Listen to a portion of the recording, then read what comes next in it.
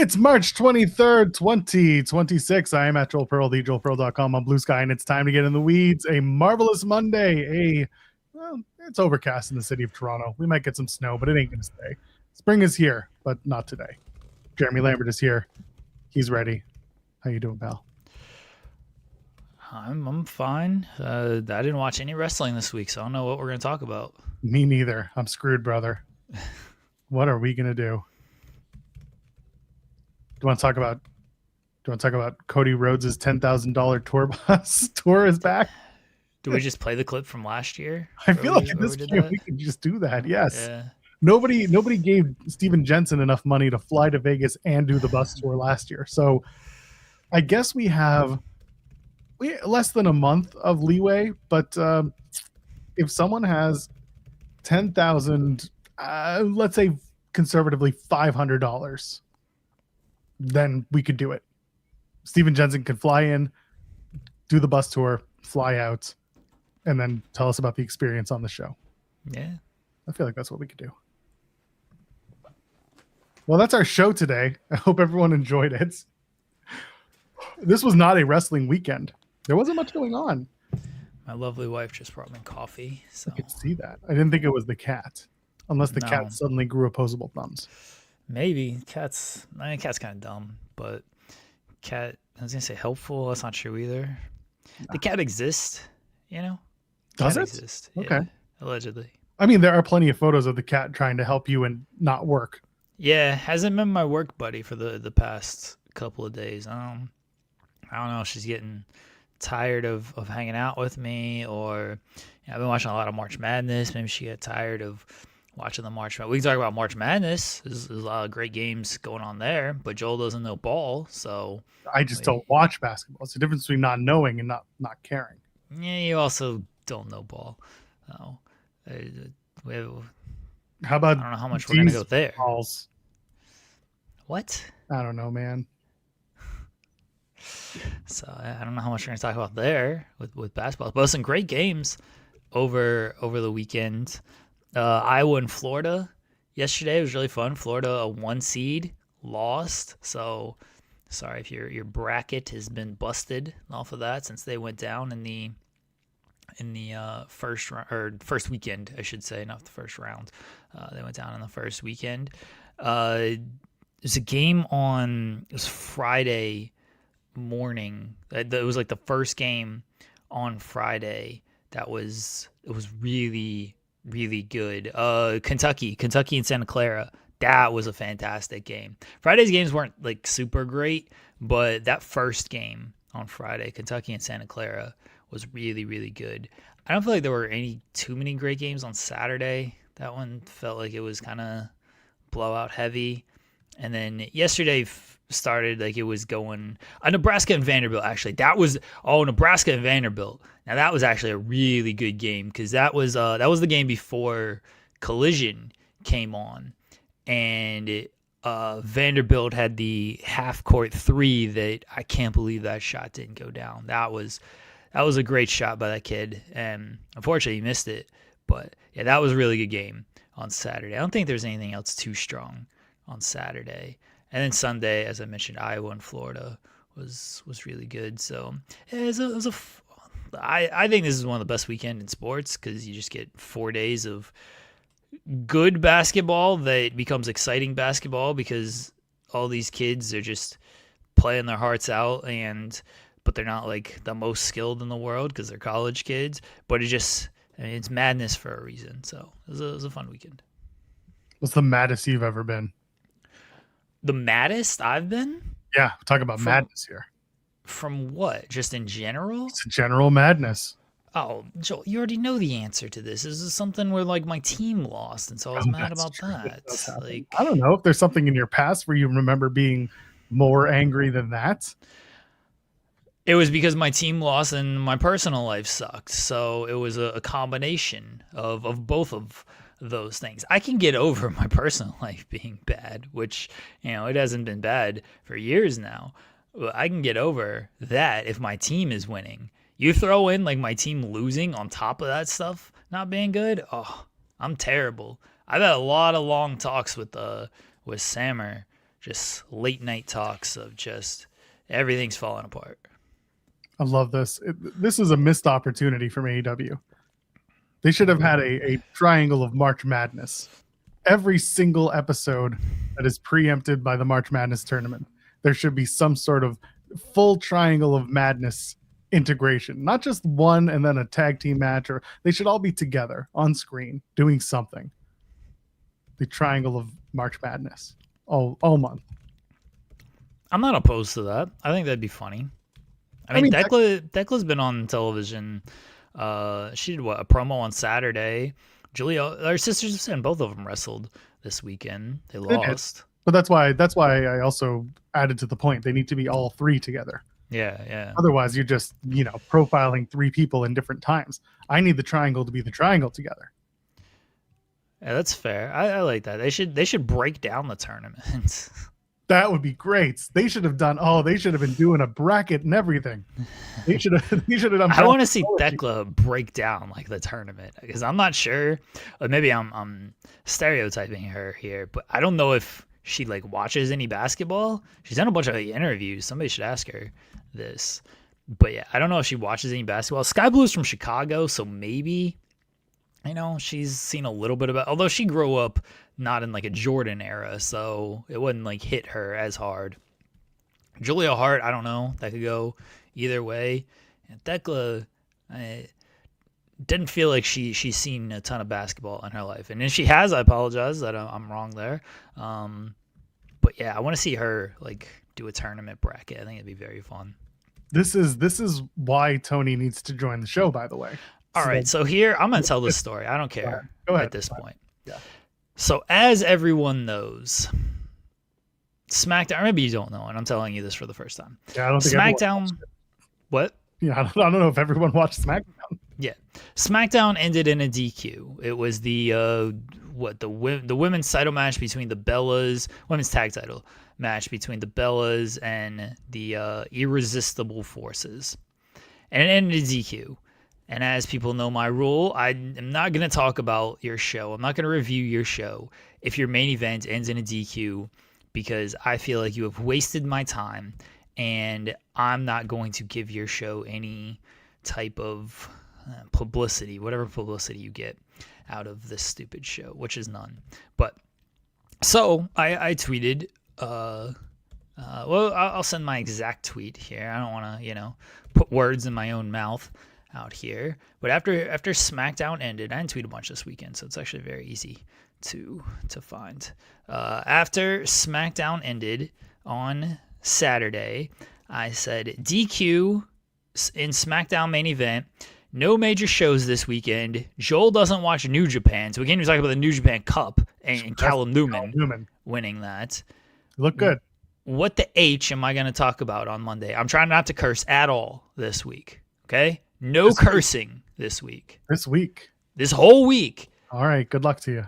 Because the children's are on the spring break, and they might be watching, and I got to set a good example for the kids. So I hope Raw is so unbearable and does not end in a DQ, so that you and SB3 have to find a way not to be upset about it tomorrow. That's fine. I won't curse. My lovely wife has informed me they're not watching. Well, they you never know. So we're not going to curse this week. It lives on the internet forever, so you have to make sure that this stands. Cursing would be, who cares?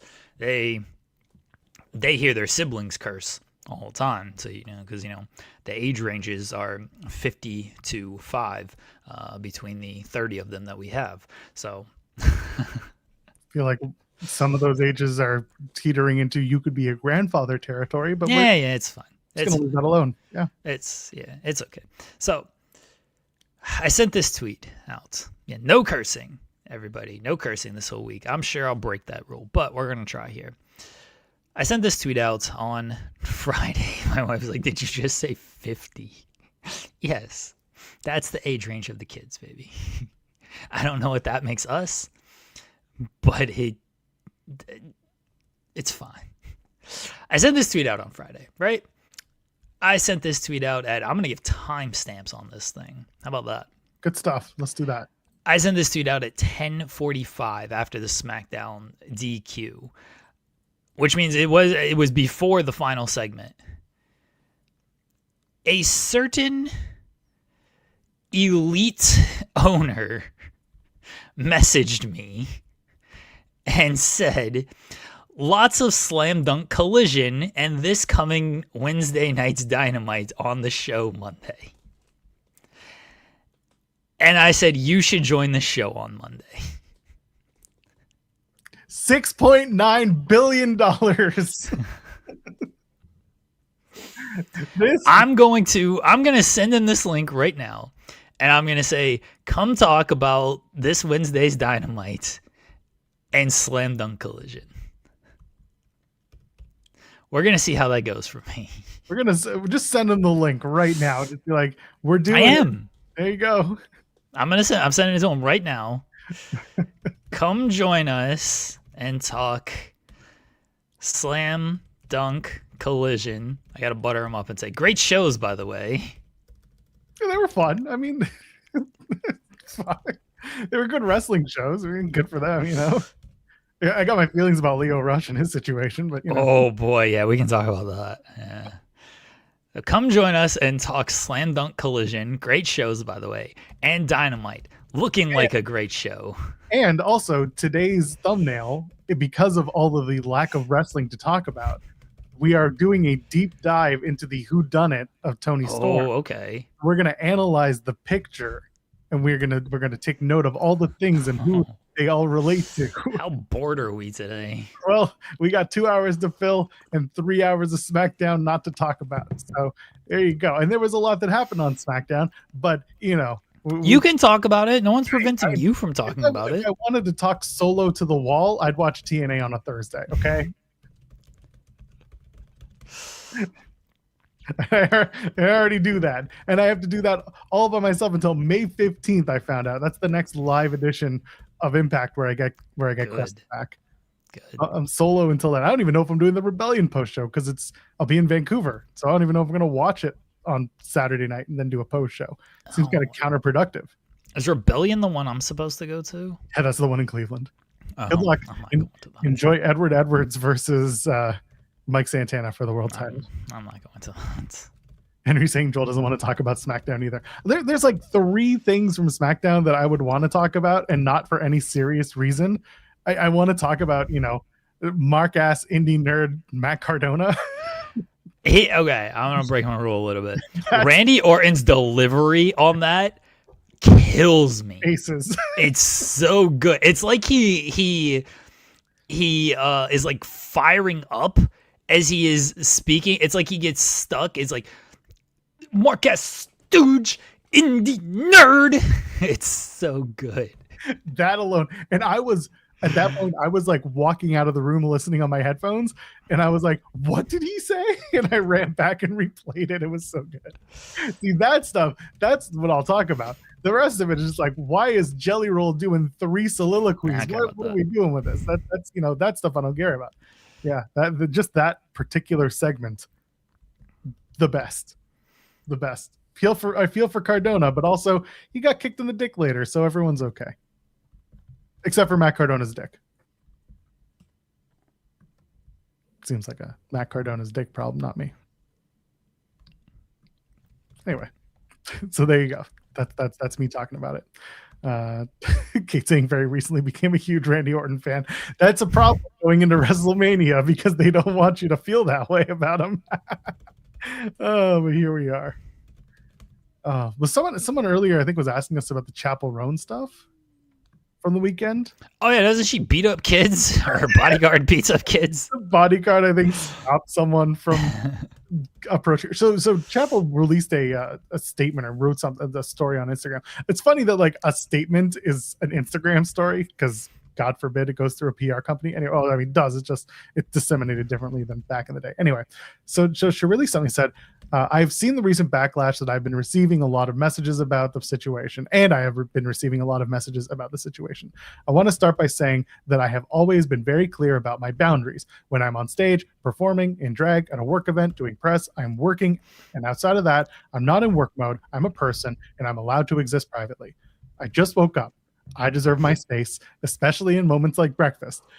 I don't play about my breakfast. That is a line that I hope people live for, because that is perfect. And then she says, this doesn't take away from my gratitude and love I have for my supporters. I appreciate the people who respect boundaries and understand that admiration does not equal access. Respectfully, please understand that boundaries are not personal. They are necessary. So 2 things. 1, absolutely 100% she's right. Number 2, I don't play about my breakfast either. So I fully endorse and understand Chappell Roan's feeling about what happened. A kid got, too close, and we've seen too many times people using their kids as reasons to access celebrities and others. We've seen it in wrestling. We've seen it in media. We see it all the time. We do. And it sucks. Can't do that. And if Jade doesn't say, I don't play about my breakfast or my title next week, game over. We're giving it up.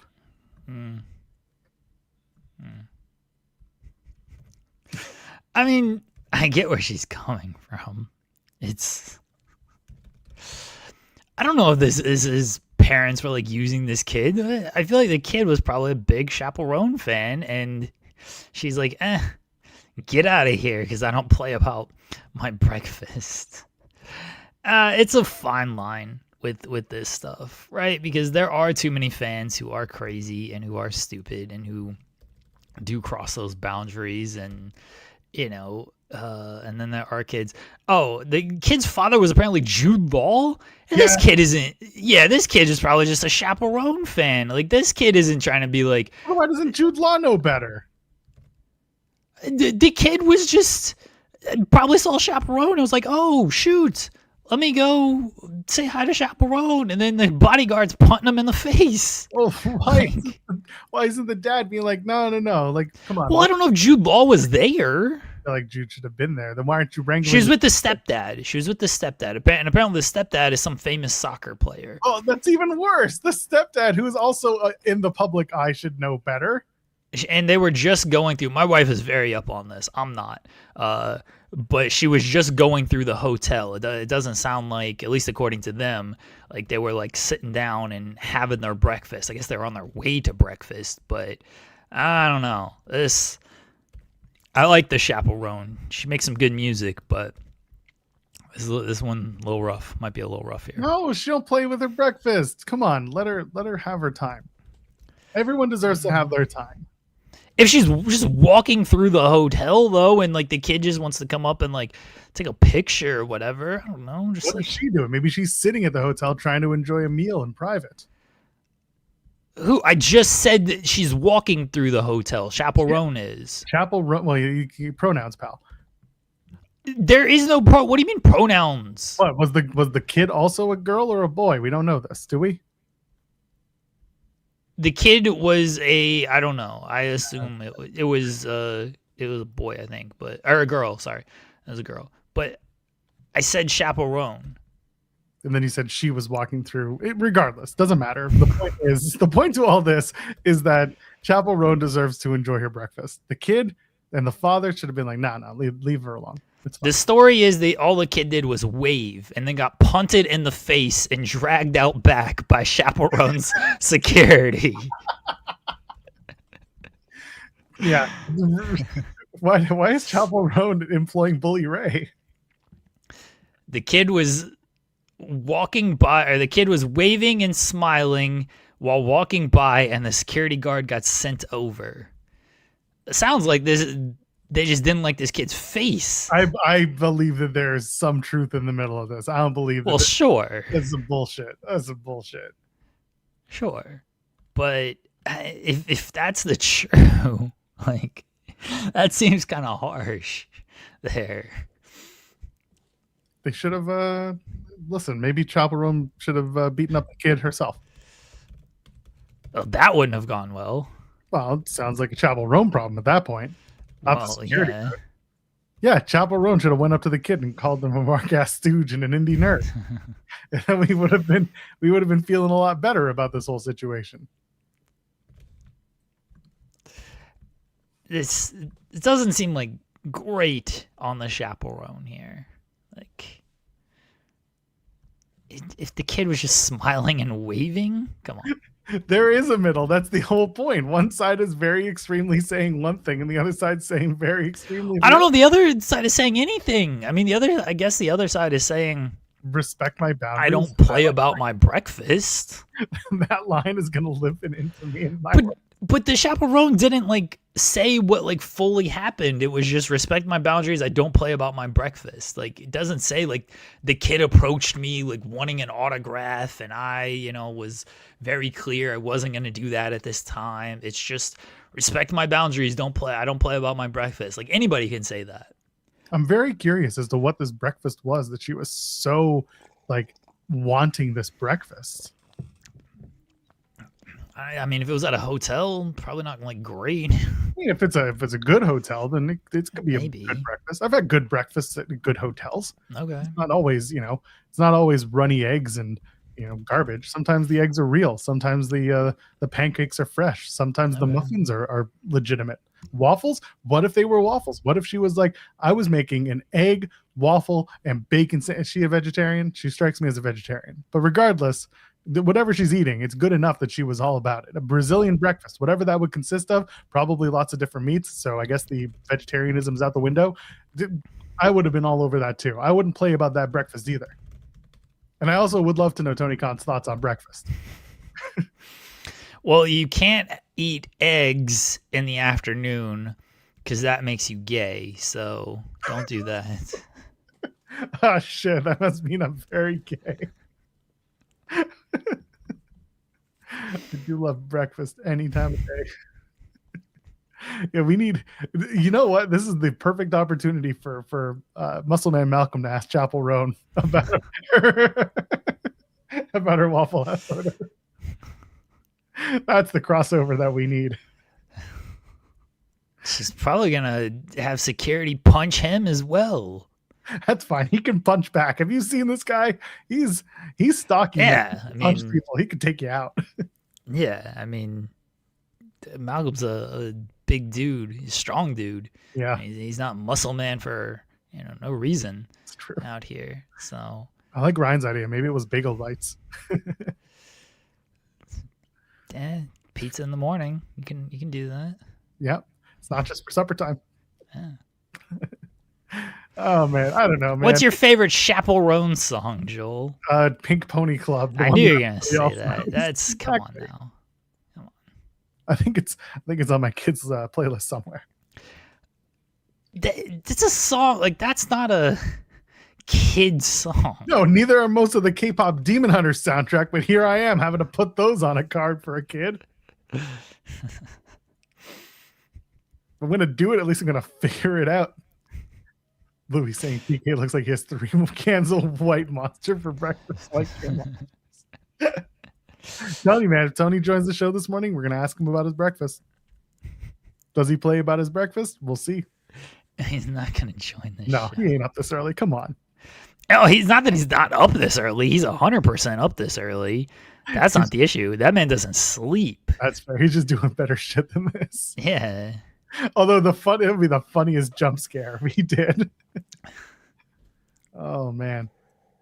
Is today the anniversary of the WCW acquisition? Sure, I don't know. I'm pretty sure. Oh my god, maybe it is. I feel like that was March 23rd, 2001. Here we are. It's been 25 years. The worst day in sports entertainment history. 26 years. Oh, no, 25 years. This is 2020. Can you count? No, not at all. What do you think the show is? All right, I'm just checking. We've been through this. I'm not a mathematician. 25 years since the acquisition of WCW by WWF, where, quote, pennies on the dollar were paid. Panties on the dollar? Pennies on the dollar. I know the penny has not been in the U.S. circulation, but we haven't had it longer in the circulation. What a wild weekend that was, says Grace. Why was it? What if they did panties on the dollar? Oh, then I guess Vince McMahon would still be booking those kinds of matches. That's probably true. Yeah, there you go. Ryan knows I don't play about my WCW. Fair. WCW ruled. Shout out to the family and rest in peace to Dennis Condrey of Midnight Express, passed away this weekend.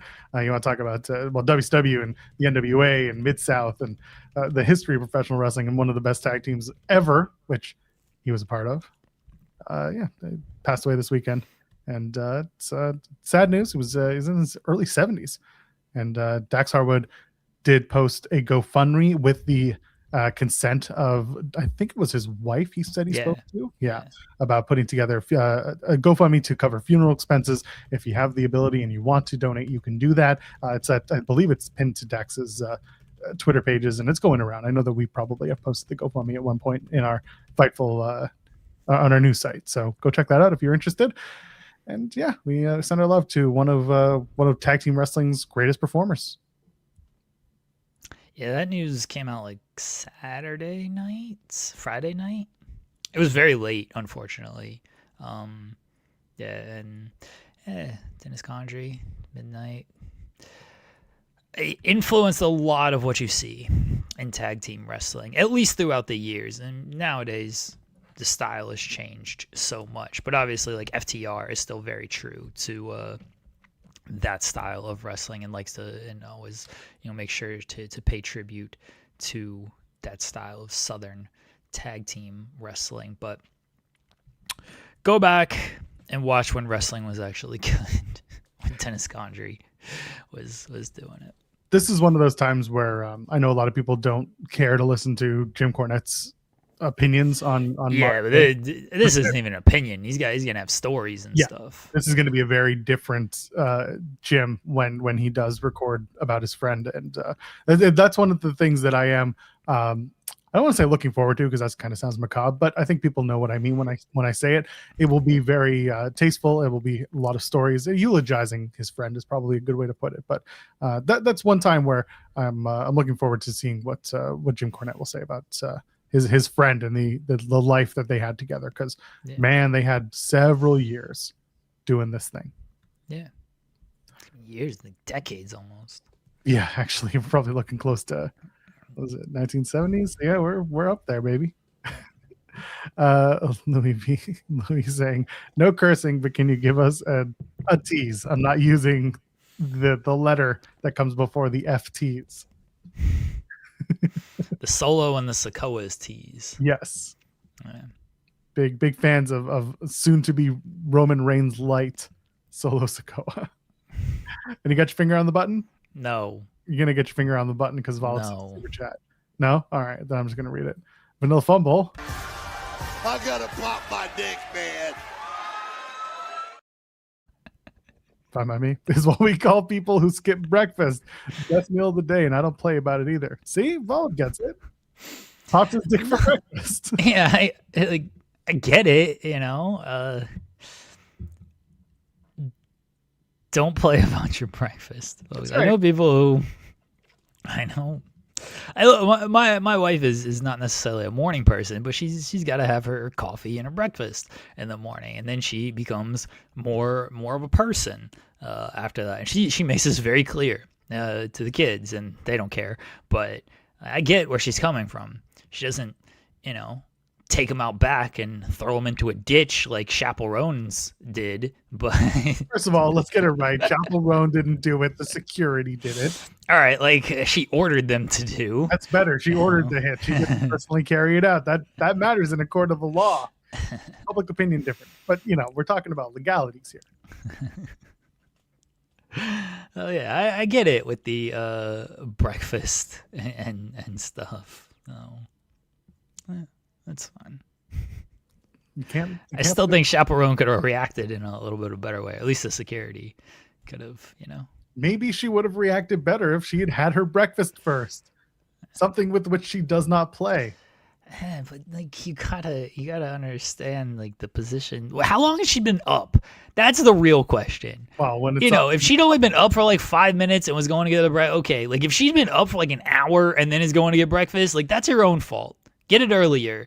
And then you got to understand, if you've been up, you've had time to, come to your senses a little bit by that point. So we got to get to the bottom of this story. This is maybe Chappell Roan security attacked Toni Storm, because Toni Storm was trying to ask her about breakfast. She was trying to ask her hey, how do you like your breakfast? And she's like, I don't play about my breakfast. Security, get her.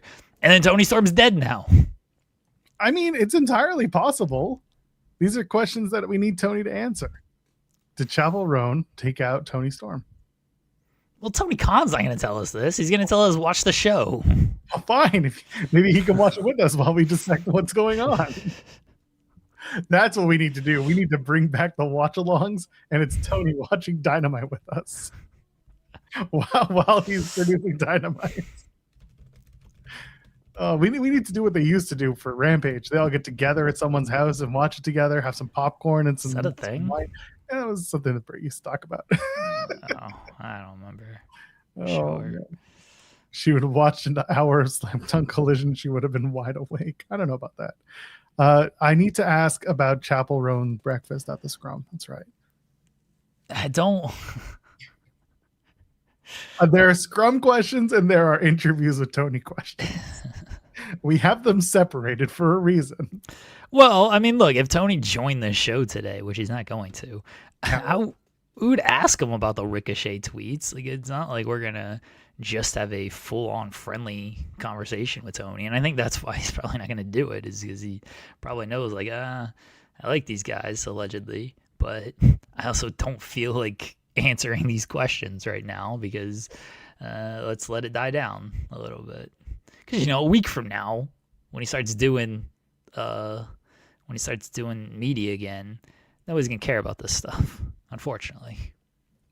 Well, see, now that you've mentioned it, he's definitely not coming on that show. Well, yeah, I know. But he wasn't going to join us in the first place. That's fair. Listen, it'll be very funny if he did. Matthew Hook saying, I'm not getting more people mad at us in this website if we like legitimately get Tony Khan on and all we do is spend the entire time talking about breakfast and stuff. Do you know like how many people are going to be in our mentions of like, wow, you guys aren't real journalists stuff? Like, I barely dealt with it last time. I do not want Sean to deal with it even more. Like, that's not fair to anybody here. It won't be in my mentions because my shit's locked down. Well, sure, but I don't want. Again, Sean has to deal with most of that. I don't want to put that on Sean. Like, how did you guys get Tony Khan on the show and you didn't ask him about this, and it was just all PR fluff, and this is why you guys are paid by AEW and all this stuff. Like, I don't. Let's feel give him more of it. Yeah, let's just give him. Someone's saying, Ryan's saying, I don't want real journalism on this show. I want breakfast questions. Well, we'll get to there, but like we gotta ask about the actual stuff going on, and then we can whatever answer he gives us. Which again, he's not gonna give us any answer, and then we'll talk about the fun stuff like breakfast. He'd be like, I want a full English breakfast. And I'd be like, you're a liar. You're not eating blood pudding. Maybe you are. Who knows? SRS's podcast. Oh, Tony Khan. That's legitimately what it would be. Like, that's right. I don't want to do that. Hosting the show. I don't want to do that to Sean. I don't want to do that to me because people would actually find me if that was the case. Yours is fine. You got it on lockdown, but like, no one cares about me. It's fine. Yeah, I don't want to do that to me. The people who run the social media, they'd have to deal with it all as well. Like, it's just. It's not worth it.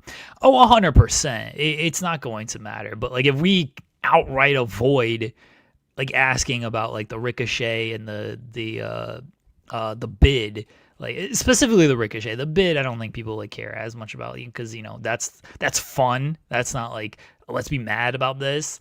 Then people would legitimately have every right to be mad. I'm not even kidding. Like, if Tony did any other podcast and this stuff wasn't asked, we would be mad at them. Like, how do you not ask these questions when it's a topic right now? So it'd be hypocritical for us to be like, we just want to have fun type of thing. And then not when I know I would be mad if he did any other podcast and that stuff wasn't asked. So I wouldn't do it.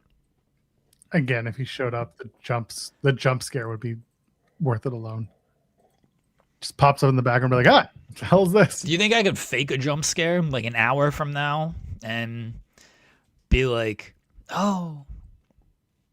I mean, you could try, but now that you've said you're going to do it, it feels a little... Let's see if people remember an hour from now when I do this. Oh, God, who knows if we'll still be going an hour from now. All right, where are we? Should we talk about Collision for a few minutes? The mayor of Rio de Janeiro banned Chappell Roan from performing at a music festival and said, I doubt Shakira would do that. That's pretty beastly. Wasn't that honestly? Yeah, because she was supposed to play like Lollapalooza Rio or something. Well, now she ruined that by having her security guard ether this kid and then take them and throw them into the dumpster behind the hotel. So that's her own doing. Almost. No. I don't. It's not gonna happen. What's not gonna happen? She's still. It's Lollapalooza Brazil. She's gonna. They'll be fine. They are going to be fine. There's going to be some sort of, a apology or whatever. And this was the apology. I don't play about my breakfast. good. She shouldn't play about her breakfast. They didn't. Oh man, Yahoo, you ruined it. You didn't even use the term "play about my breakfast." Why fans think the band crossed the line? Yeah, because she got My breakfast just walked into the room. I hope she walks out in disgust. I know the kids aren't watching now, so I can say this stuff. Anyway, the point of this being, Chappell did nothing wrong. More kids need to stay. Her security guard drop kicked a kid in the face, took him up to the second balcony, and then threw it over the balcony and into the pool. What do you mean? That's how you feel about children. I get it. My God. You told me about pronouns earlier. I'm trying to make sure. Threw they, them into the pool. You say them, you ass. I don't hate kids. Jeremy's the one who's talking about. Joel completely understands the security guard because his kid tried to play about his breakfast. Is like, eat this fridge door for breakfast. Yes, because I like Chappell Roan, do not play about my breakfast. Maybe the kid.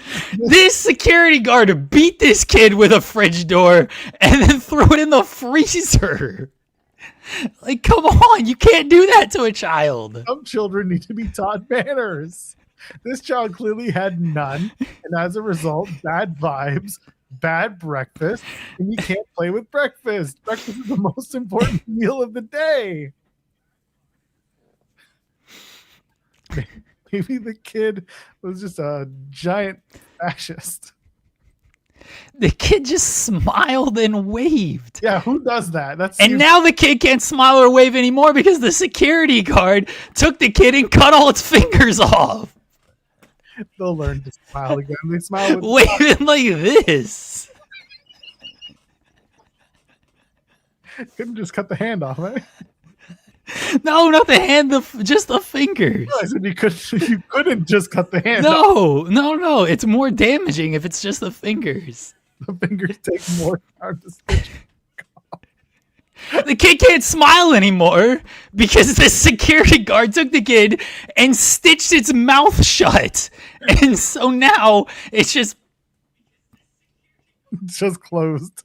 See, I thought maybe it was going to be that they took the pair of pliers and picked every tooth out one by one. No, because you can still smile with no teeth. Not happily, you can't. Well, now the security guard has gotten the mouth stitched, and so it's just look at this kid's just looking like this the whole time. Why?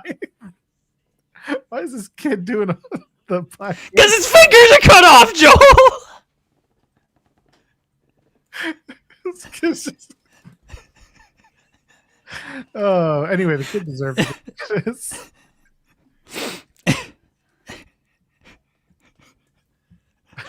This is the right response. I better have my eggs and sausage cooked just right. I don't play with my breakfast. You see, that's what's funny is that now whoever cooks for Chappell Roan is going to be on edge because they don't know if breakfast isn't good. They're going to come after her. They're going to come after the cook. They're just going to fucking ruin their day. Fired on the spot. That kid should be hired to be Chappell Roan's new cook to make up for all of their indiscretions or all of their, you know what I mean?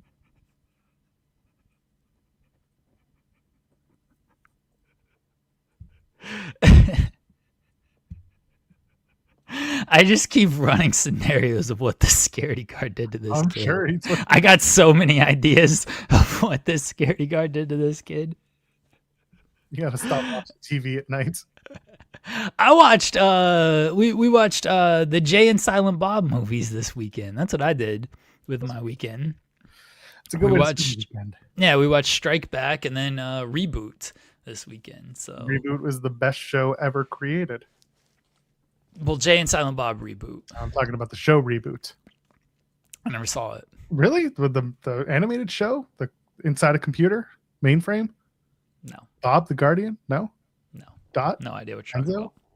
Oh, really? I mean, it was a Canadian show, but like it did pretty well. So anyway, they I found believe you. I'm just saying I never saw it.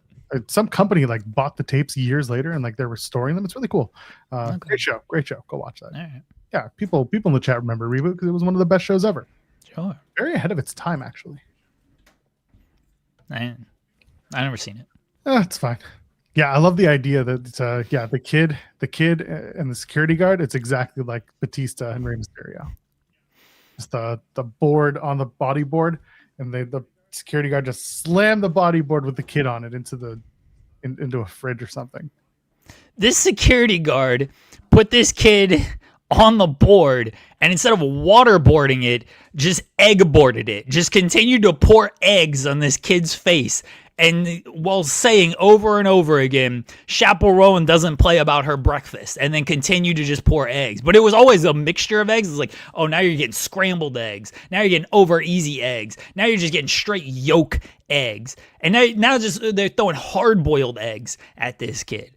This kid got gourmet egg boarded for smiling and trying to wave at Chappell Roan. I feel like Chappell Roan wouldn't allow it because those are nice gourmet eggs that you want to keep around. She's rich. She doesn't care. It's fair. She could just buy more eggs. Yeah. She got those like pigeon eggs, you know what I'm saying? Pigeon eggs? Those can't be a delicacy. Sure they are. I feel like pigeon eggs are easy to find and that I could just go outside my window and find them. Not these pigeon eggs. These are pigeons from the Southwest. Yeah. I don't know about that. These are diamond crusted pigeon eggs. Do they come out that way or are they diamond crusted themselves? I don't know how this stuff works. Jesus. Yeah, she's eating ostrich eggs. She's got dodo bird eggs. She's got the theory egg, you know? Yeah, the 2020. Yeah. That thing's very difficult to find. Netflix sends her a new one every day. She eating Fabergé eggs? How? They find a way for her. Meanwhile, this kid has to eat eggs through a straw because they've had their mouth. It can't even eat it through a straw. Like it can't open its mouth at all. It's This is awful.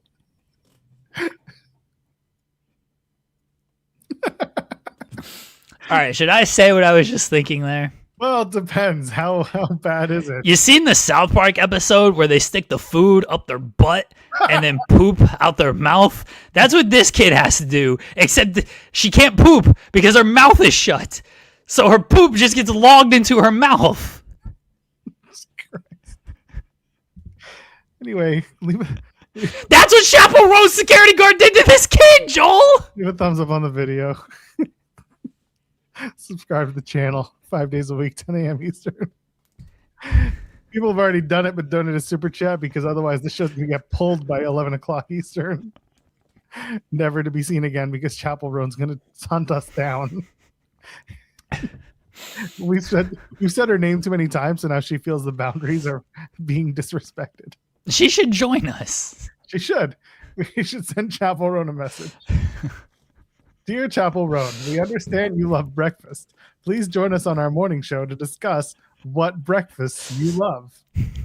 You have a lot of time. She is a wrestling fan. She is a wrestling fan. We should all right, let's do the tweet. You doing this? Yeah, I'll do it. Hold on. Is she on the Twitter? She gotta be.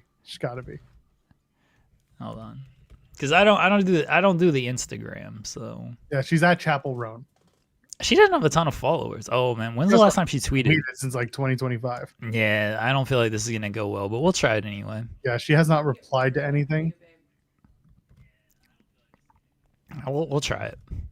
Yeah, just people posting photos. Yeah. Hello, Chappell Roan. Yeah, why haven't we done a Dave Chappelle Chappell Roan crossover? I don't know. Chappell Roan. Why would we?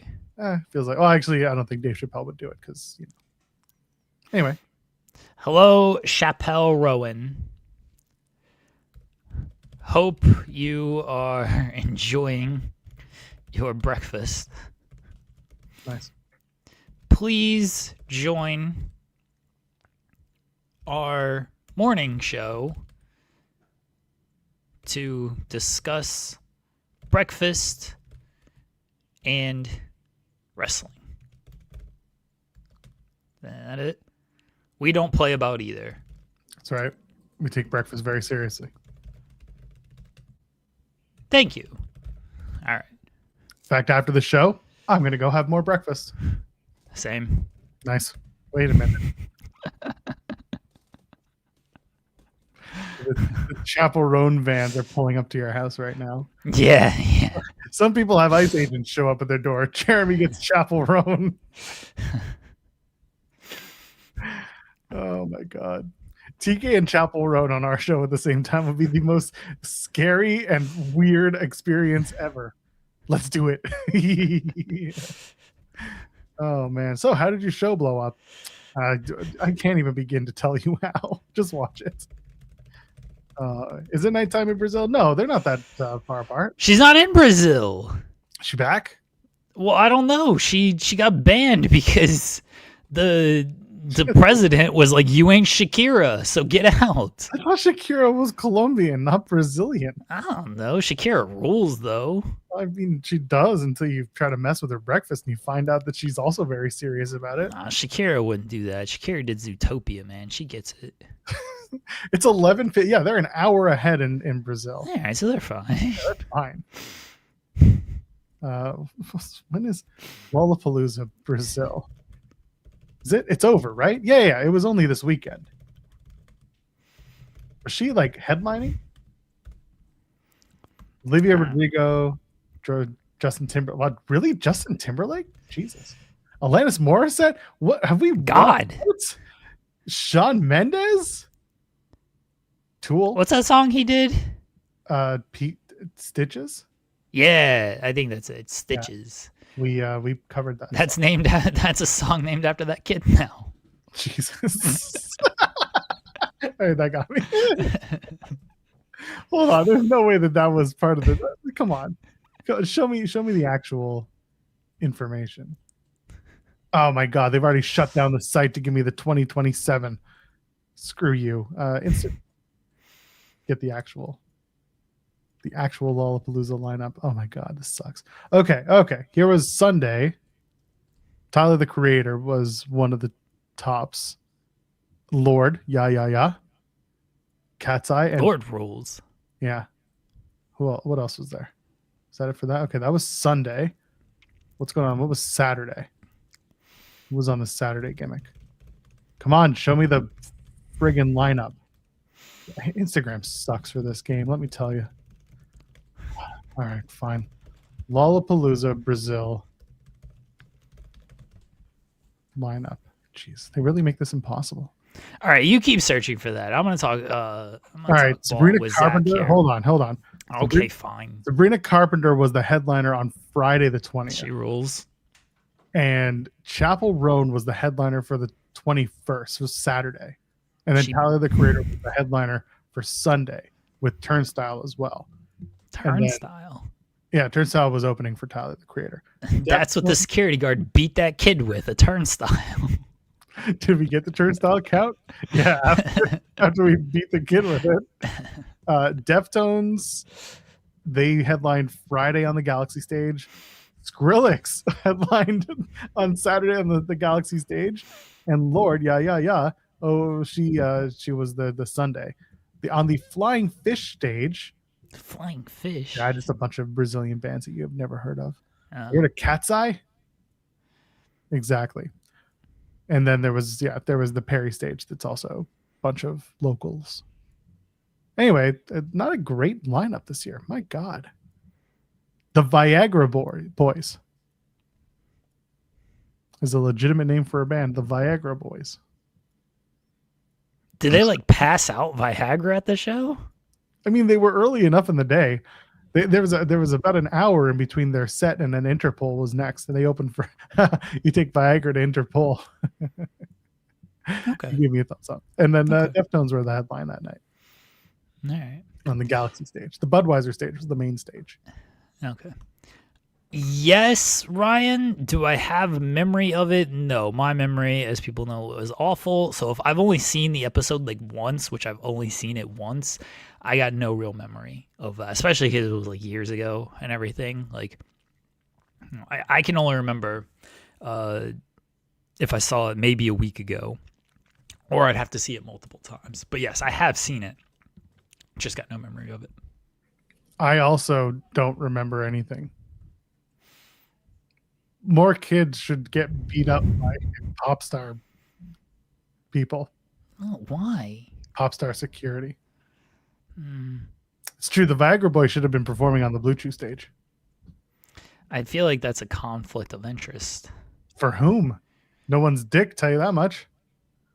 Could. That's You ever true. mixed Viagra and Blue Chew? Like, I don't know what the results are. Nothing I've had to do in my lifetime. Okay. I feel like that'd be a problem. I think Kate's saying that Flying Fish was a client of theirs. Either that or Sean woke up and decided that we once had Flying Fish as a sponsor. Or Rob's awake and suddenly Flying Fish is something that he used to work with too. I don't know. A lot of people use that Fightful account of ours. What are you talking about? I'm not kidding. Flying Fish was a client of mine. Okay, I believe you. And then there are multiple people who use this account, myself, Oh, okay. to which we had to decipher whether it was Kate, Rob, or Sean. Oh. When it's Sean, I thought it was pretty obvious. no. Usually when it's Sean, it's just like loud trolling, Yeah. like all caps. Yeah. Yeah, When I it's thought it was Rob. obvious considering they've been posting in the chat the entire time. Who knows? People just take over. And everyone's in the same room. Okay, sure. Listen, these people don't play with their breakfast either. Sure. That's fine. Where are we? Are we done talking about breakfast? Never. All right. Oh, I thought we were going to talk about Chappell Roan's security guard more. I mean, if you'd like to. I have more ideas of what the security guard did with the kids. So. I mean, I'm sure you do. Go ahead. The security guard made the kid watch a Leo Rush match from this weekend. Fuck. That's my transition. Now we do have to transition into this show. Collision was over the weekend. We knew what happened Allegedly. because we told you. Jeremy didn't spoil anything. Instead, he gave you the basically the betting lines. I'm scared to ask what just happened off camera. My wife's in the room. No one So knew this. she's looking like a vending machine. Oh, she's B7. Is there Viagra in there? You either get the reference or you don't, Joel. I ain't paying attention to most of it. Anyway, yeah. So we just gave you the betting lines. You knew who was going to win every match in that particular show. People are making me ridiculous humans. Jesus Christ. Anyway, Leo rushes a golem. He's golem So with a psycho, and yet they cut the legs out from under him already. I mean, because he lost? You can't create a brand new character when you're already a big loser and then be booked to lose with your brand new character that Because you're trying to get over as not a loser character. They're not trying to get him over. Let's be honest. Well, then about they have to it. tell him, stop trying new things because you're losing. It's a two-sided issue. The issue is they wanted to just do something, or Leo Rush wanted to do this character, and they're like, yeah, sure. And so they're doing it. Like they're not booking him strong. If they cared to actually make this a thing, they wouldn't have just had him come out with no explanation of like, hey, where's Action Andretti and your little spike jacket at? It's in Jacksonville. Instead, he's Junior Gollum Black over here and wrestling how he's wrestling. It doesn't. It's like, what is the point of the character if you're just gonna beat him? There is no point to the character. That's the point, Joel. Why do you give him the full entrance and do the whole presentation? Because they're like, we need to use Lio Rush, and you've been doing this character, so here you go. Do the whole thing that you want to do. Someone in the chat saying bald equals booked in AEW, so fair play. Yeah, well, it's a good point. The balder you get, the more work you do. I don't think they have any. I get what you're saying of like, why do all this? But you are theorizing that they have plans for him beyond just beating him on television, and they don't. It's not even that, because I think you and I, we understand what's happening. To me, from a booking and like a producer standpoint, if you start someone on a new path, you want to make sure that that path has a trajectory. And if that path, from a storytelling standpoint, just gets the legs cut out from under it and immediately is bound to be losing, then there is no path, and therefore this character is a flop. It's a flop. But at that point, why isn't there someone backstage saying, hey, are you sure you want to do this? Because you're gonna lose. And if this is a character that you want to be a winning character or a different presentation, they don't want him to be a winning character. That's the thing. But why is it? But that's what I'm getting at. If someone has his interest in mind, why isn't someone saying, hey, are you sure you want to do this? Because like, it's gonna lose on TV a bunch. And if you want this character to be more than that, and maybe you want to do it on the indies or in a different spot, like, are you sure this is what you want to do? But also, I don't know what Lio Rush wants to be doing, because I think Lio Rush is just happy to be on television, which fairs. I get that. That's the thing. That's why it's like there's a difference between being, way past your prime and trying to do something new and getting beat, and still trying to figure out your spot in the wrestling world. In Leo's case, like, he's been around for a long time. He's still young. He's been in and out of wrestling himself. So like, I get it from the Lio Rush standpoint. I'm just speaking from like a presentational standpoint of any character. This is probably not something I would advise someone to do if they were just a regular, everyday, not Lio Rush person. It just felt weird. It just felt like, okay, it looks cool. This is different. It's scary. He lost. It's like they told you immediately, like, nah, don't worry about this guy. He just looks weird. Because they're not actually pushing this character, and everyone knows they're not actually pushing this character. Maybe it leads to something at some point. Like, I think Lio Rush is probably smart enough to know that, again, this isn't a character that's going anywhere right now. But where was this character going before that? You're just paired with Action Andretti, and what are you doing? Losing the entire time. And now you haven't even been on television for months since then. So yeah, even though this character is losing in its first match and presentation here, Lio Rush is probably thinking, and I don't blame him for this line of thinking, well, this new character is at least going to get me on television for a little while. Maybe I lose, but maybe something catches, and then they're almost forced to put me in something else. And like, I understand that line of thinking. It's let me try something new, and at worst, I'm in the same position that I was in 6 months ago doing nothing. And at best, this actually works, and I'm in a better position.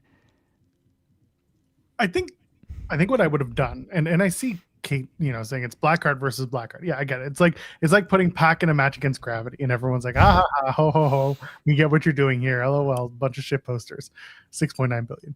And instead, what we could have done differently, if this was, if this was building to something different, or maybe we were giving him a new character, was like have him win a match on Collision any other week, and like do the presentation, let him flesh it out, and like eventually lose to a guy like Ciampa. Don't get me wrong, and the match itself was good. Like, that's not a question. The match was fine. It was Leo's trying to wrestle a different style in this character too. So like that's going to take time for him to figure out. He's doing little things that are cool and little things that are kind of whatever. The big spot for him is doing that like dog running through the middle row of the low. That spot's not good. The Lope thing is like he thinks that's the spot that's going to get a viral notice, but it's like, I mean, it did, but maybe Yeah. not in the best way. Yeah, exactly. So if you're going to do, in my opinion, if you were going to do this Lio Rush rebrand and do the refocus and new music and I guess it's his music, but if you're going to do something new with Lio, to me, the best thing would have been a couple of weeks of him winning matches. And then he gets to a point where it's like there is a glass ceiling. And the glass ceiling in this case would have been Ciampa, who then goes after whatever he's after, which is, I guess, the TNT title again, or whichever title he's going to go after next. It was just a timing thing. It's just a presentation standpoint. Again, you are trying to give this Lio Rush gimmick more credit than they care to give it. I get it. Do I think they probably should have had some explanation as to like why he's all of a sudden like this instead of just bringing him out and acting like there's something new to this? Yeah, that'd be good. But let's not act like this is like a new thing in wrestling. We're literally seeing it on the other company. Remember Luca Crisafino, who's a lawyer mobster, and now all of a sudden he's whatever gimmick he's doing. Jeremy, homeless DJ. Yeah, like now it just like switches up. Like, what happened here? Like, this just happens in wrestling. I wish there was those matches though. What? Is he winning those matches? He's not wrestling, much less winning. They're just doing vignettes. Okay, and I feel like he'll win those matches. Maybe, maybe, but he's got to actually wrestle first. But it's on Evolve. Like Leo's winning on ROH, so yeah. I think I don't actually know. He's winning on the Indies, you know.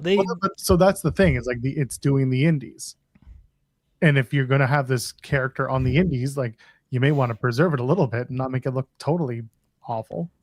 Nah, but he's the Luca thing has not been on TV yet. But anyway, go ahead. Yeah, it's been on TV. Like he hasn't wrestled. Well, I mean, he hasn't wrestled on TV. But my point back to the Luca thing is that he's probably going to debut that character and win to establish that. We don't know that though. He's not. He's kind of a loser. Like he's not Dan Matha. He's not like that was the one time where they did all those vignettes and it turned out to be a hilarious like. It was all about Mimosa Joe just beating Dan Matha. They did the same thing with Giovanni Vinci. They did all those vignettes and then he lost in 3 seconds. Did they? This is not anything new. Yeah, but it's not common. We'll put it like that. Oh man. And I see Redmond Survivor's like really not a fan of the Lio Rush character. And I understand why. Like it's different. I don't think it's great. I give Lio full marks for trying. Whether or not it works is a totally different question. And if it doesn't work for you, then yeah, I get it.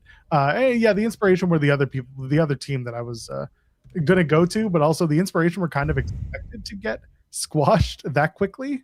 I don't know about that. I mean, I expected that out of the Brawling Birds. I kind of expected that to be the way that went. I get it that sometimes there's like a 60-40, the 50-50, and people are like, it's like Will Ospreay and Blake Christian, right? Right match, wrong winner. But the point of that being the inspiration, I expected a bit of a squash. I don't know what they're doing with the inspiration at this point. ROH.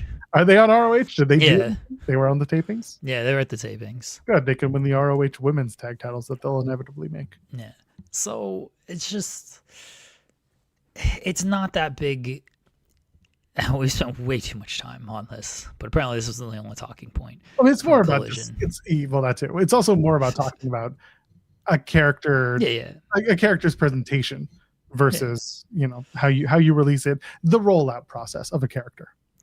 Right, and there is a way to roll this stuff out if they care about the character, and they don't care about the character. They're just like, yeah, you want to do this thing? Sure, go for it. Like you're gonna lose, and that's going to be that. Again, I think Lio Rush is looking at it of, I can either do nothing like I've been doing for 6 months now. I don't know if it's been 6 months, but just go with me. It's been months. I can either do nothing like I've been doing for months, or I can try this new character. Yeah, I might lose, but maybe something catches. Maybe I can get into, I don't know, the Triangle of Madness and be with them in some way. And then it can work for me and I can get something more on television. That's like, I understand that line of thinking for Leo. It's, for me personally, as people know, I don't care about these like spooky kind of characters. They don't really do anything for me. I respect that Leo he's changed his style up to like match the character. The style isn't really for me. It had like dog jumping around the ring and then going into, like, you kill your momentum doing that. It doesn't even make sense as like a wrestling move. Just run off the ropes and do the dive. Like, you get way more momentum. Like, dog jumping around and then doing a quick run. Like, it's a dumb move, like kayfabe and reality. So it doesn't do anything for me. And like he's trying with this stuff. It just it doesn't work for me. It just doesn't.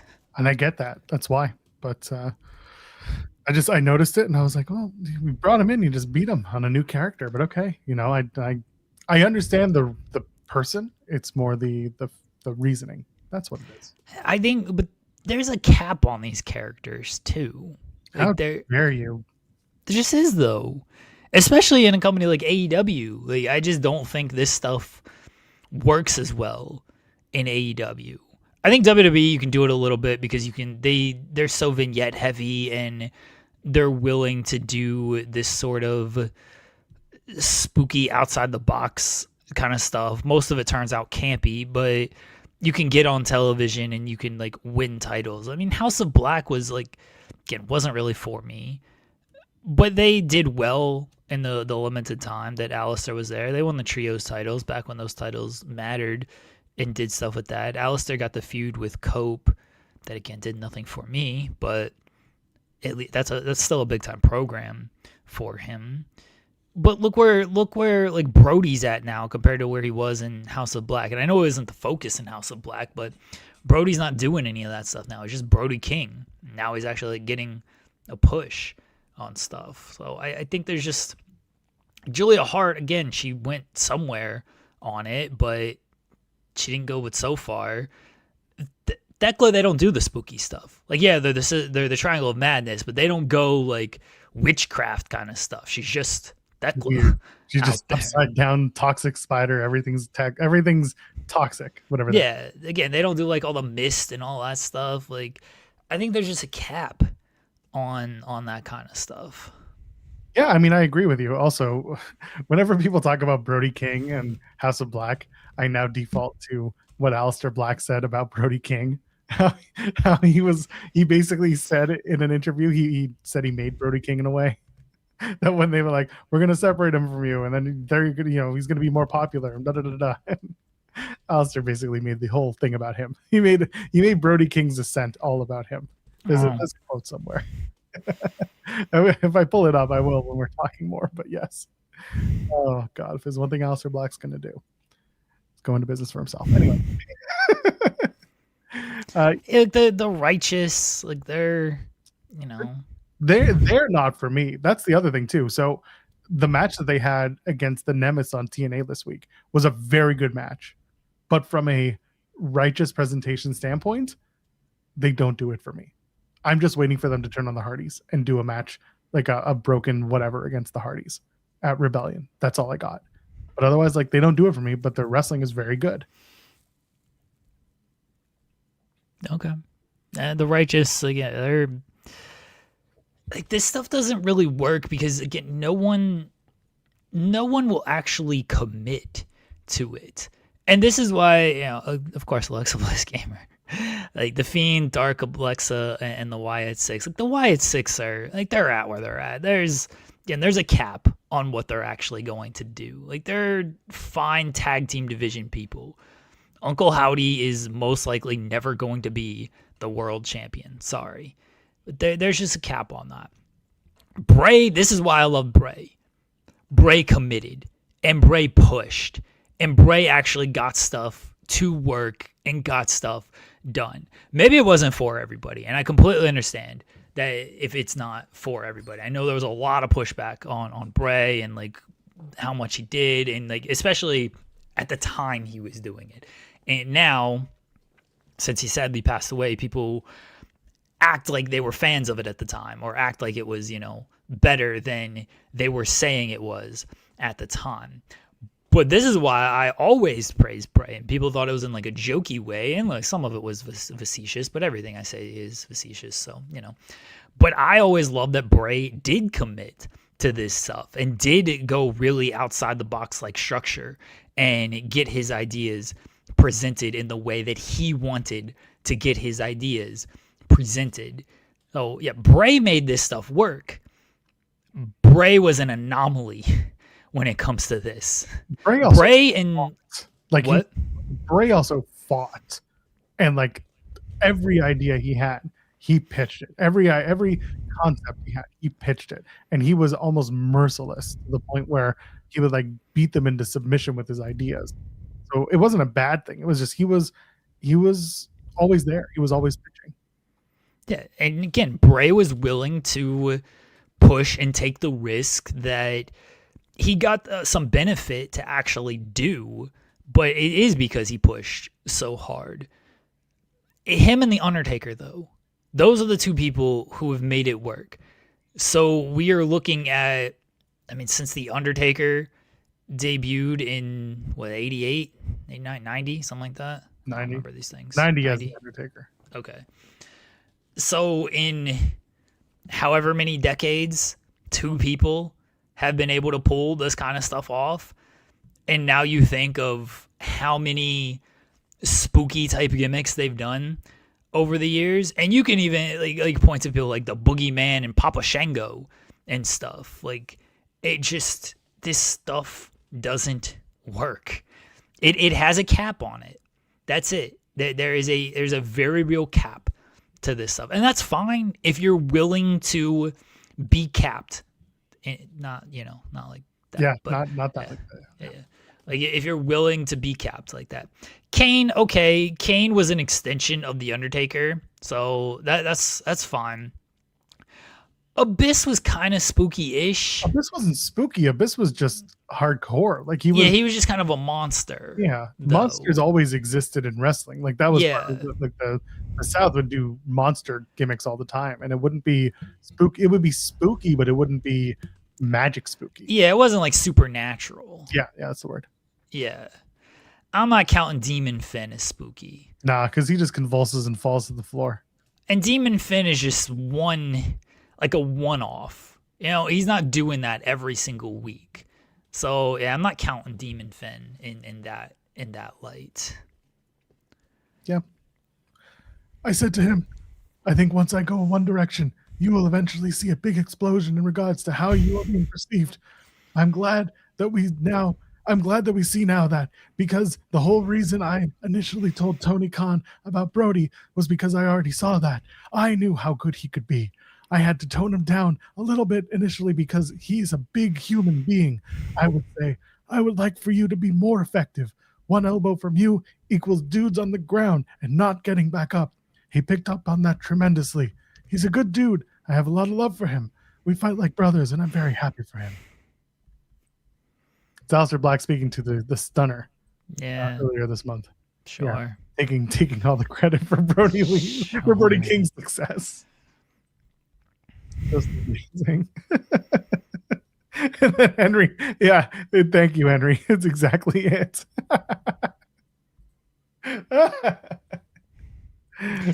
Brody and Aleister teamed on like the indies and stuff. That was afterwards. After they were in AEW? Kings of the Black Throne that was PWG. I thought they teamed before they were aligned in AEW, but oh no, maybe you are right, but I can't. I don't know. My timeline on this stuff isn't good. You know that. I know COVID really messed everyone up. Yeah. I can't remember if Kings of the Black Throne was before or after. Because Aleister, whatever you want to call him, Tommy End, they jumped right away. Yeah. From WWE. So I don't think there was time for them to team on the indies. No, I think they were like friends and stuff.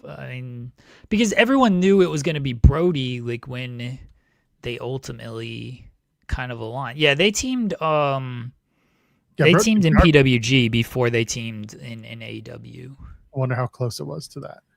They teamed in PWG in September of 2021. They didn't align in AEW until the beginning of 2022. Okay, so there's It was a few months. Yeah, okay. Regardless, so they had worked together. I knew that they had teamed together in PWG. I thought it was before because again, everyone knew like, oh, it's gonna be Brody when he started doing all the like teases and stuff because they were already teaming together. All right, well there it is. What else from Collision do we need to get into? Roddy's joined the conglomeration officially. Sure. The only thing that gives me pause is Kyle O'Reilly okay? Yeah, that's hopefully he is because he was definitely set for like a big push and unfortunately because of this injury he's been sidelined, so that sucks, and I hope that Kyle is okay. And I asked because when it looked like Roddy was leaving to do something else and leave the conglomeration story, it looked like it was to get ready for something with Kyle, or at least something that would lead to the return of Kyle. And now it's turned into, I'm joining the conglomeration and I didn't join the dogs and I need my friends and I love my friends and I'm your friend. So I'm hopeful that Kyle's back soon. But I heard that segment and I was like, uh-oh, I hope Kyle's okay. But I guess we'll find out in due time. Yeah, hopefully Kyle's good though. Good tag match though, with Roddy and Orange against Lethal and Johnson. Yeah, now the dogs are like, this feud must continue. Yeah. So how does something continue on dog time? What is dog time? Well, it's like dog years, right? Living in dog years. So 7 years to 1 year, living in dog years. Shout out to Neurotica. Yeah. So 7 minutes and 1 minute. I guess that's the only way I can think of it. So every 1 minute is 7 minutes in dog time. Yes. So Tony says you're opening up Dynamite, then they're going to open up Dynamite like an hour earlier, I guess. If they're told they have a 15-minute match, then they really have a 2-minute match. Yes. So in chat's like, it just means real soon. Like, yes, I mean, dog time would be sped up is what we're getting to. Just dog time is faster. So I guess it'll happen sooner than later. Well, it's happening on Dynamite. Oh, there you go. Sooner than later. I guess that's what they said on dog time, and dog time was in fact this Wednesday. Yeah. Again, if Tony were here to discuss this with us, we would have much better understanding of things like breakfast and dog time. Tony Khan, what is dog time? And why are you living on it when these dogs are really living on it? Maybe we gotta ask the dogs. Are there multiple time zones? Well, yeah, we know that. We know there's multiple time zones. Like that's not in AEW proper. Are there multiple time zones? Well, in life, there's multiple time zones. What are you talking about? No, in spaces there are multiple time zones, but in AEW, life. in life there are multiple times. Dog-light savings time. What are we getting at here? The dogs are gonna face the conglomerate dude again. Okay. Yeah. And then the match will be 2 minutes in dog years. 2 minutes in dog time. Like the dogs have to win this, right? They're not just gonna like lose again and be giant dorks, but maybe they can join Leo Rush. Leo is a big dog, so maybe it's gonna be he does that dog spot. Maybe they're gonna join the dogs. Oh, Juice would join them. Juice would be great. He's a dog. Yeah. It's all Bullet Club adjacent. So there you go. The Bullet Dogs.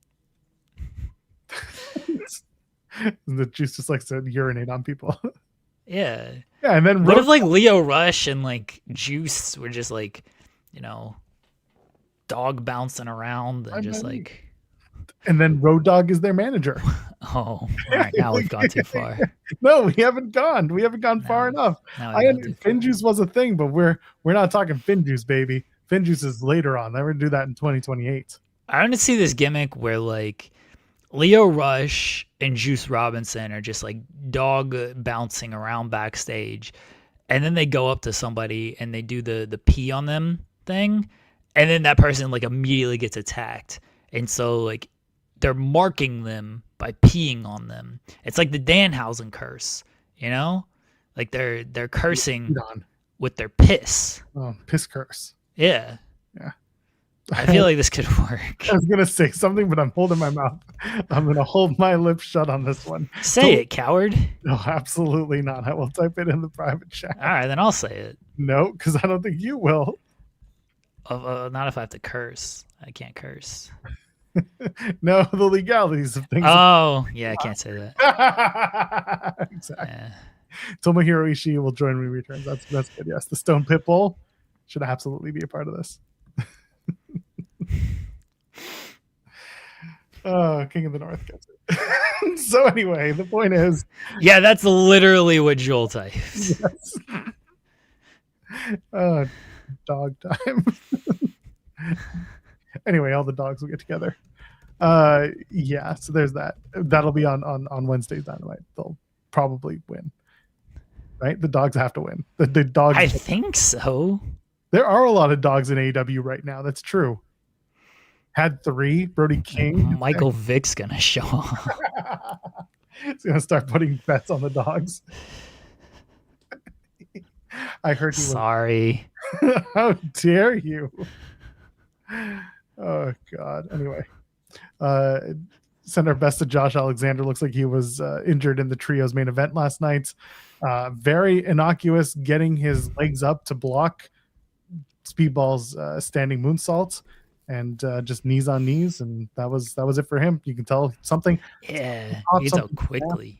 Yeah, you saw him get over to make a tag to Takeshita, get out of the ring, and that was it for him for the rest of the show. But hopefully it's not bad. I know that there's a feeling that it is a legitimate injury to his leg, and who knows what comes next. Again, another question if Tony joined us right now to talk about the show. How is Josh? Will he be okay? What's the timeline? Give us all the information. Thank God the Don Callis family has 20 million people, because they all keep going down with some injury, and it sucks. They're going to add someone new. Who's another Canadian that they can add? What's Roosh up to? Probably put LFI back together. Remember He's facing Darby this week. He is facing Darby this week. Yeah. Yeah, not Andrade. It's going to be Roosh. And that's fine. Yeah, Brian Cage seems to be ready. I don't think Don Callis actually likes Brian Cage. He just trolls him at every I don't know if he trolls him or because like Cage and Callis work together at they work together in Impact. So unless something changed, maybe they just never liked each other, but they all just did the bit just to get along. Like maybe he's trolling, but like he takes a shot at that man like every single day. It's not mentally okay. Yeah, like I troll you on this show, Joel, but we also do 6 hours a week together, and then I also say nice things publicly sometimes. Not a lot. Very rare. Yeah. Yeah. With Don Callis, like Brian Cage will have nothing to do with anything, and Don Callis will take a shot at him. Like again, maybe he's trolling, but I don't know. It doesn't feel like he is a lot of times. Yeah, I think he's just being a dick. But then again, Don Callis used to very famously be completely in character for every appearance he made. Sure, but like the Impact press pass. Yeah, that sucked. I remember covering those. Yeah, those sucked. Oh, speaking of Impact, I'll talk about this here in a second. But again, Don Callis is talking about like Chuck Norris dying and taking a shot at Brian Cage. Like, okay, that rules. Is that Chuck Norris once told Brian Cage not to take so many bumps, and he started no-selling and posing. R.I.P. Amazing. Like, he just takes shots at him on this stuff, but maybe he's trolling. Maybe, I don't know. But it's anyway. What were you about to say about Impact? Oh yeah. I wanted to talk about this. Did Did we cost Impact the UBS Arena? No, Carlos didn't. Actually, Will Gardner, super fan of TNA, did it to TNA. So I guess we can. Well, I mean, we'll go under it for a second. He was on Capital 90. Was it 90? Oh, holy shit! What? Let's try. Anyway, good stuff. Do they have anything announced for the Rebellion show? No, they don't. Because they have to do a Friday show first. They have the Friday show, they have a sacrifice, and then they'll set up a few matches. That was a terrible attempt. You just shouted into my ears and said, It caught you off guard. You just shouted in my ears. Yeah, that's how you feign it. And you know? You cursed as well. I said an hour. Yeah, well, you set a timer. No. I knew what time I said an hour. It wasn't even an hour. It was 50 minutes. Because, if I said an hour, everyone would be like, oh, maybe people would have actually looked at it was an hour. So I did it a little bit early. Right. So anyway, what's his face? Carlos Silva was on was it 97 Capital 97? I'll tell you here in a second. Yeah. I got to actually pull up the thing.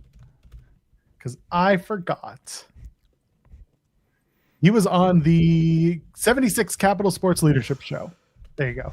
With Wayne Kimmel, no relation to Jimmy. And he was talking about his time in TNA and leading Anthem in the sports division and all that stuff. And in the interview, at the end, he makes reference to going to UBS for Slammiversary last year and saying all eyes are like landing the plane back at UBS in 2026.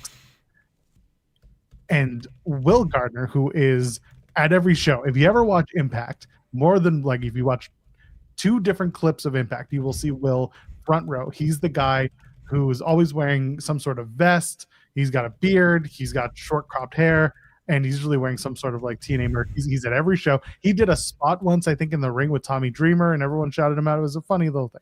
Anyway, Will's a really nice guy. So Will tweeted out that they announced that they're going to be back at UBS, and so I sent it to our staff chat. Because it is something Carlos Silva legitimately said, and it was something that was worth, putting out there as newsworthy.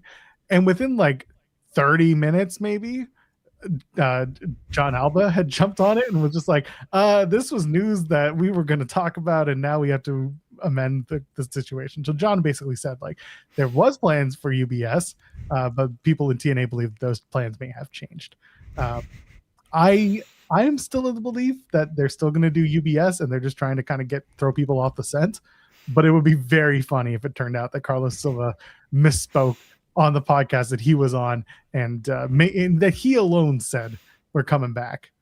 This would be very funny. I don't know where else they could go in New York unless they work like the Melrose Ballroom to 700 people again, but they're not going to do that. They're going to run a proper arena-sized venue. For better or worse. I think it's hilarious if he'd said this and essentially cost them the venue.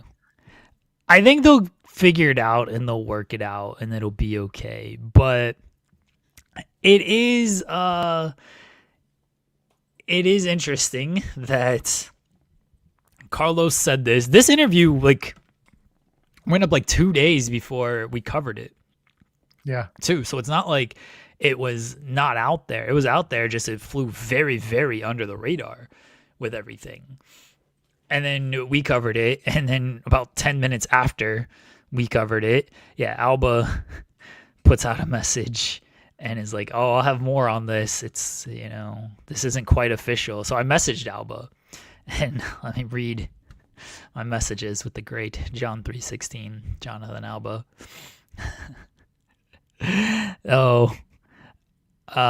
He said, just heads up, my report. This is what he tweeted. My report is about to drop on this, but this is not official, and Silva confirmed as much to me. And I just told Alba, he should shut up then. Yes, he should. And then I asked, what did he say? And Alba said, nothing has been signed yet, hoping to have announcements in the coming weeks. And then, you read the report. The same thing. Again, this wasn't supposed to be like an intended announcement, but they're hoping to have it done. And I just said, should stand by my original comment. And then Alba put the update and said, TNA sources indicate to me tonight that while the initial plan was for TNA to run UBS Arena, and why Silva hinted at such in the reference interview, the booking is believed to have changed in some capacity. And then I said, he could have shut up. He should have shut up. And the thing is, like, so I see King of the North mentioning that they've got 2,000 tickets out for Rebellion in a 13,000 seater. And they're not, how can I put this slightly? They're not going to push as hard as they did for Slammiversary and Bound for Glory because they got their TV deal. Because they got everything they wanted out of the WWE deal, and they're not keeping up with it the way that they did last year when they were really trying to push for a TV deal. Now they've got it. That money is there. They are getting paid for their TV. They're happy as pigs in shit. They're off of Access. They're doing stuff their own way again. Everything is starting to like change to just being TNA, for better or worse, depending how you feel about it. They're not going to sell out Rebellion. They were never planning to sell out Rebellion. They were, when they got, again, I go back to the fucking, pardon my French, the TV debut and Genesis 2 days later was a stupid idea because they thought that they were going to have enough people for both nights of a live TV debut, which was god awful, by the way, and then a pay-per-view that was also plagued with issues, including tons of visas not being ready in time. And like, you didn't have your world title settled because you had to do this stupid television title match and title change just to turn around and do a rematch. Like, nothing was booked properly, but they didn't care because guess what they got? They got the bag. They got the money. They got what they wanted. Rebellion is just going to be another show at this point. I've said it before. I'm not going to that. I can't really blame you. Eddie Edwards versus Santana is a match that is going to be really good because Eddie Edwards and Mike Santana are really good wrestlers. Would I put that on the main event of a pay-per-view on the marquee? No, I wouldn't. On a plus show, yeah. You know what I would have done? I would have flip-flopped it and done Sacrifice, Eddie Edwards, and Santana. And then I would have done Macklin and Santana in the main event of Rebellion because for a TNA fan, there is so much more story. And I get it. People are going to say, you know, you're a Macklin guy, whatever. No, at this point, the Macklin and Santana story actually started at Rebellion 2 years ago. So for TNA fans, there's like a story that you can follow. And it is worth one of their lower level, like not special, but like Rebellion's just, it's not a big pay-per-view. So Rebellion would have been fine. Now, when it comes to UBS and Slammiversary, I wouldn't try to run UBS again because they'll be lucky if they get 5,000 in the building this year for UBS, unless they secure something huge, and they're not going to get AJ Styles, and AJ Styles isn't going to wrestle. So what does it matter? They might get AJ Styles. He won't wrestle, but they might get him. Yeah. And like King of the North saying, you know, Macklin's a better worker in 2026 than Edward Edwards. And like, I get it. I really do. I think Eddie, when put up to the task, puts on really great matches, especially like in TNA. He's proven that from a wrestling standpoint, he's so friggin' good at this. But from a storyline standpoint, Steve Macklin beats everyone's ass because of the way that he is performing right now and the stories that he has to tell with members of the roster who are not just, oh, we had problems with the system and now we have problems with the system again. There's more meat on the Macklin bone. They will get Dixie Carter, absolutely. There's always diminishing returns when it comes to this stuff too, right? Like, yes. AEW saw it with All In from the first year to the second year. WWE's seeing it with WrestleMania from last year to this year. Now TNA thinks they're above this to run UBS last year to go to this year. It doesn't work. It hasn't worked because you're never going to be as hot as the first time. Even if you're hot, like, it doesn't feel as special as the first time. That's has nothing to do with anything else. But you know, like, but it's true though, right? Like you have to be even hotter than you were the previous year for it to feel as special as it did as the first time. And it's tough to keep that momentum up for the entire year, especially if you were, you know, where you were the year prior. But even if you can, it's just not going to feel as special because the novelty of it, like, oh, they're actually coming here, is gone. It's like, well, they came here last year. So it is diminishing returns. It's typically like that for these major shows. And they'll, if that's where they're going, they'll learn that the hard way of whatever their ticket sales are going to be. I don't know. I don't even know if they'll run the venue at this point because we may have cost them the venue. Wasn't us. Carlos did it to himself. I'm looking to see other venues and sizes and what's comparable, because I'm not saying like run a 15,000 seater, no, but like and again, I don't know New York venues as much. Like I see the Cole Sports and Recreation Center is. Why do they have to run New York though? I don't know, because they could. It's on NYU. They can run the Hunter Sportsplex at Hunter College at NYU. Like the New York Athletic Club, if they can get. Like I don't know what the deal is in terms of what they could book. Run MSG. That'd be great. They could run the theater at MSG, actually. They could probably do that, but they won't because I don't think they would. Do Hammerstein? Hammerstein is only capped at like 1,600. That's the thing. Yeah, they don't want to cap themselves. They're big enough nice. They're big enough that they can get more than 1,700, but they're not going to underdo it. Like they're gonna try and get as much as they can. They'll run a 10,000 seater and get 3,000 and be fine with it. Like that is kind of the reality, and I hate that that's what it is, because then they'll run that building the next night for TV and it'll be cavernous, and that is just hell. The MSG theater is good, but the MSG theater I think is also maybe 2,000-3,000. I don't know. I don't know where they can run if they decide to pick New York City as where they'll do Slammiversary again. Slammiversary is also very much not like WrestleMania, right? You can do it because it's a summer pay-per-view. Yeah, but that's their. Oh no, Slammiversary is not their big show. I always think it should be, but I forget they're it's Bound for Glory. They're starting to pretend like it is, because I think they're finally starting to realize what that event can be versus Bound for Glory in the fall.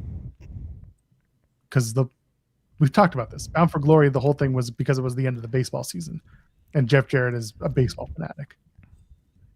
So he always thought Bound for Glory was a big deal because it was it was around the World Series. Jeff so rules. Because that's what Jeff was doing. He thought it was like baseball, and everyone else is like, "No, idiot! Use the summertime event. Slammiversary sounds like a big event. Bound for Glory sounds like you're bound to try and get as many tickets as you can."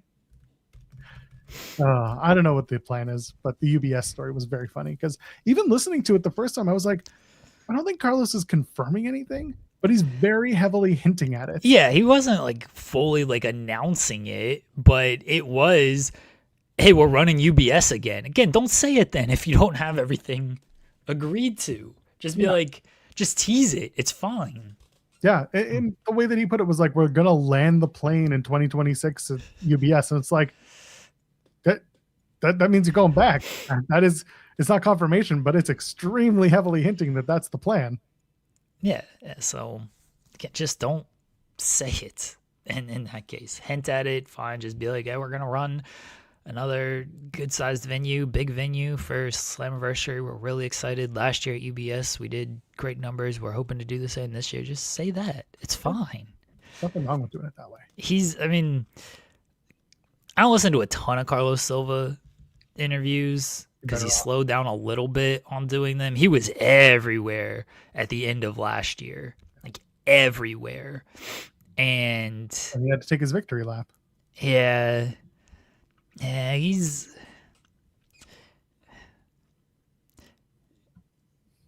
fine. So, choose your words, because I know where you're going. he's fine. Don't you worry about Carlos. He's been doing it for a while, because he's been doing it with like Invicta and all the stuff. Like so it's not like he's new to these interviews. He's fine when it comes to this stuff. Trust me, I don't give a shit where the show is. I just want them to put on good shows that make me want to watch.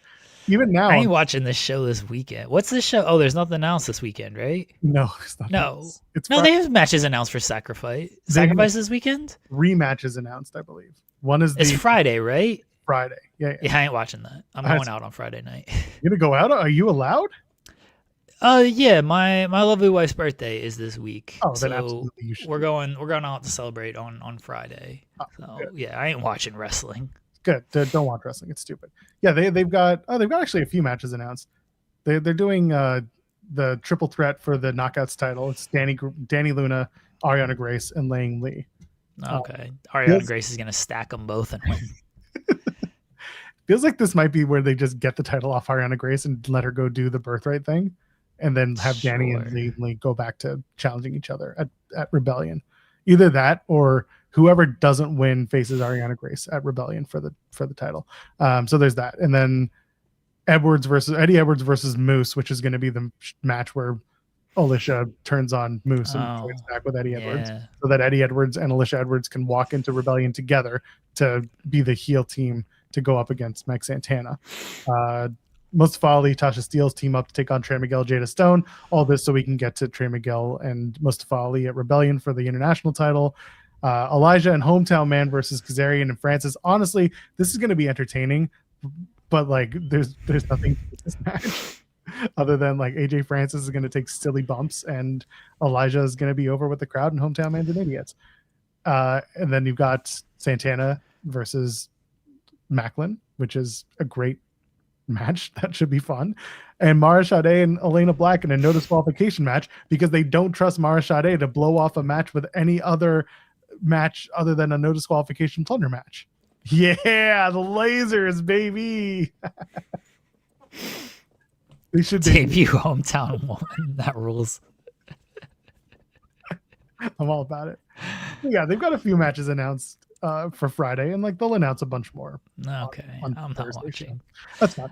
I'm not watching live. Obviously, I'll go back and watch it, but I ain't watching the show live. I am a big fan of TNA sending Bear Bronson out to do media for a show that he can't physically be on because he's in Japan right now, and because of all the travel woes going on in the US, we don't even know if he'll make it back in time to do the TV tapings the next night. So I'm like, all right, man, that's just your choice to send Bear out there to do media for this event that he's not a part of. Yeah, maybe he wants to do media. I'm sure he does, but like have him do it on a show he's going to actually attend. It's strange. And, like I get it. I wouldn't. The Elias and Hometown Man tag, I fully get it. It's a comedy, stupid match, and like, yeah, I get it. I'm not going to make excuses for it. Just I understand why they're doing it. Okay. Yeah.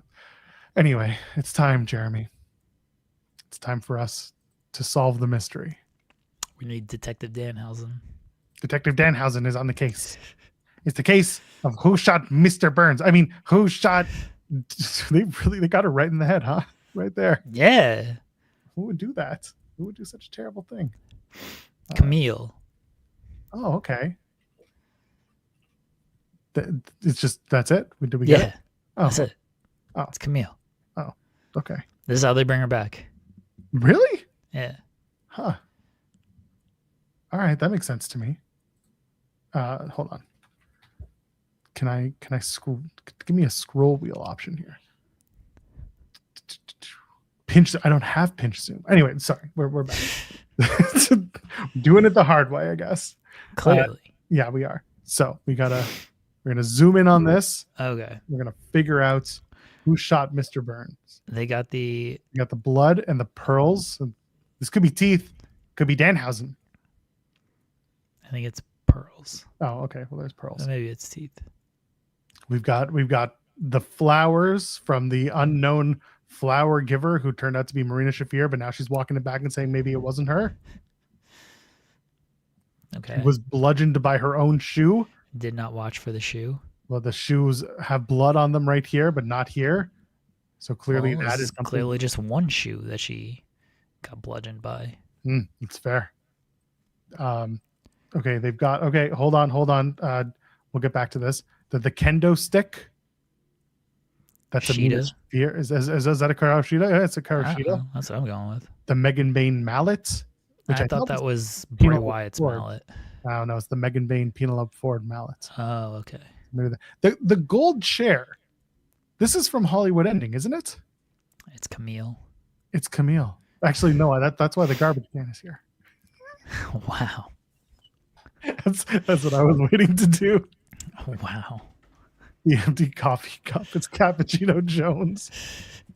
That'd be Tony. Tony Khan with the Tony. coffee cup. We gotta ask Tony now. Now he's one of the other people we have to. Is that a White Claw? Was it Joey Janela? It could have been Janela. Could have been Alley Patch.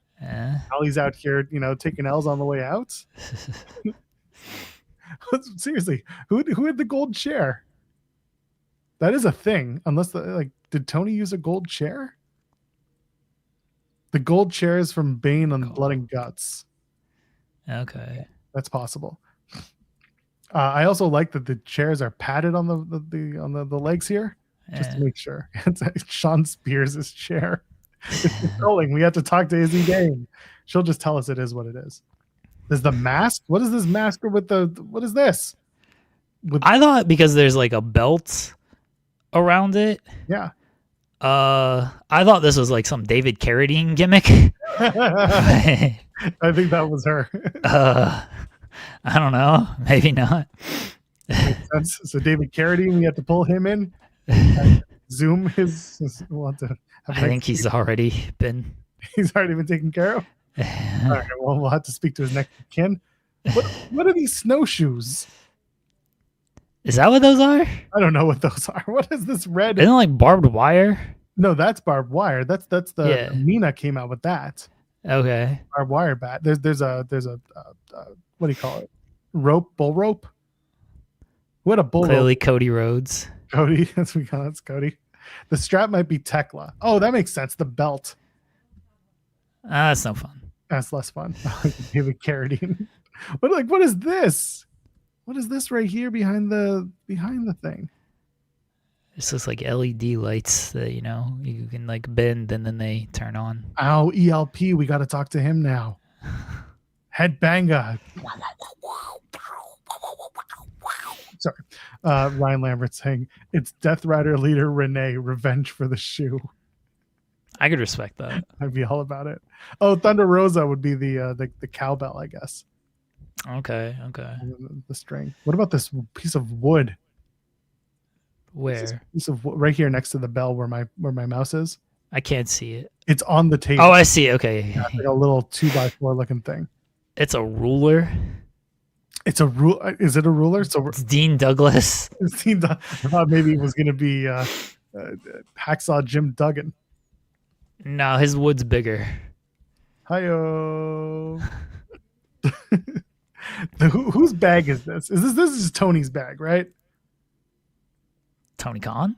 No. Tony Schiavone? Toni Storm. At which point, you got to travel better than this. You are a world-class traveler. You got to have a much more robust carry-on than this. Maybe it's the wood of Juice Robinson. Hi-yo. Yeah, I don't know whose bag, Sky Blue's bag, because it's blue. Because it's blue. Also because she should know better. She doesn't know better than to get a better... this bag is not good. This bag, it's fine for basic traveling, but, I'm luggage shaming because these wrestlers know better. You need some heavy-duty luggage to go on these flights. Why is all this in Toni Storm's room? That is the question. Why was it staged to look this way? Whose shoes are these?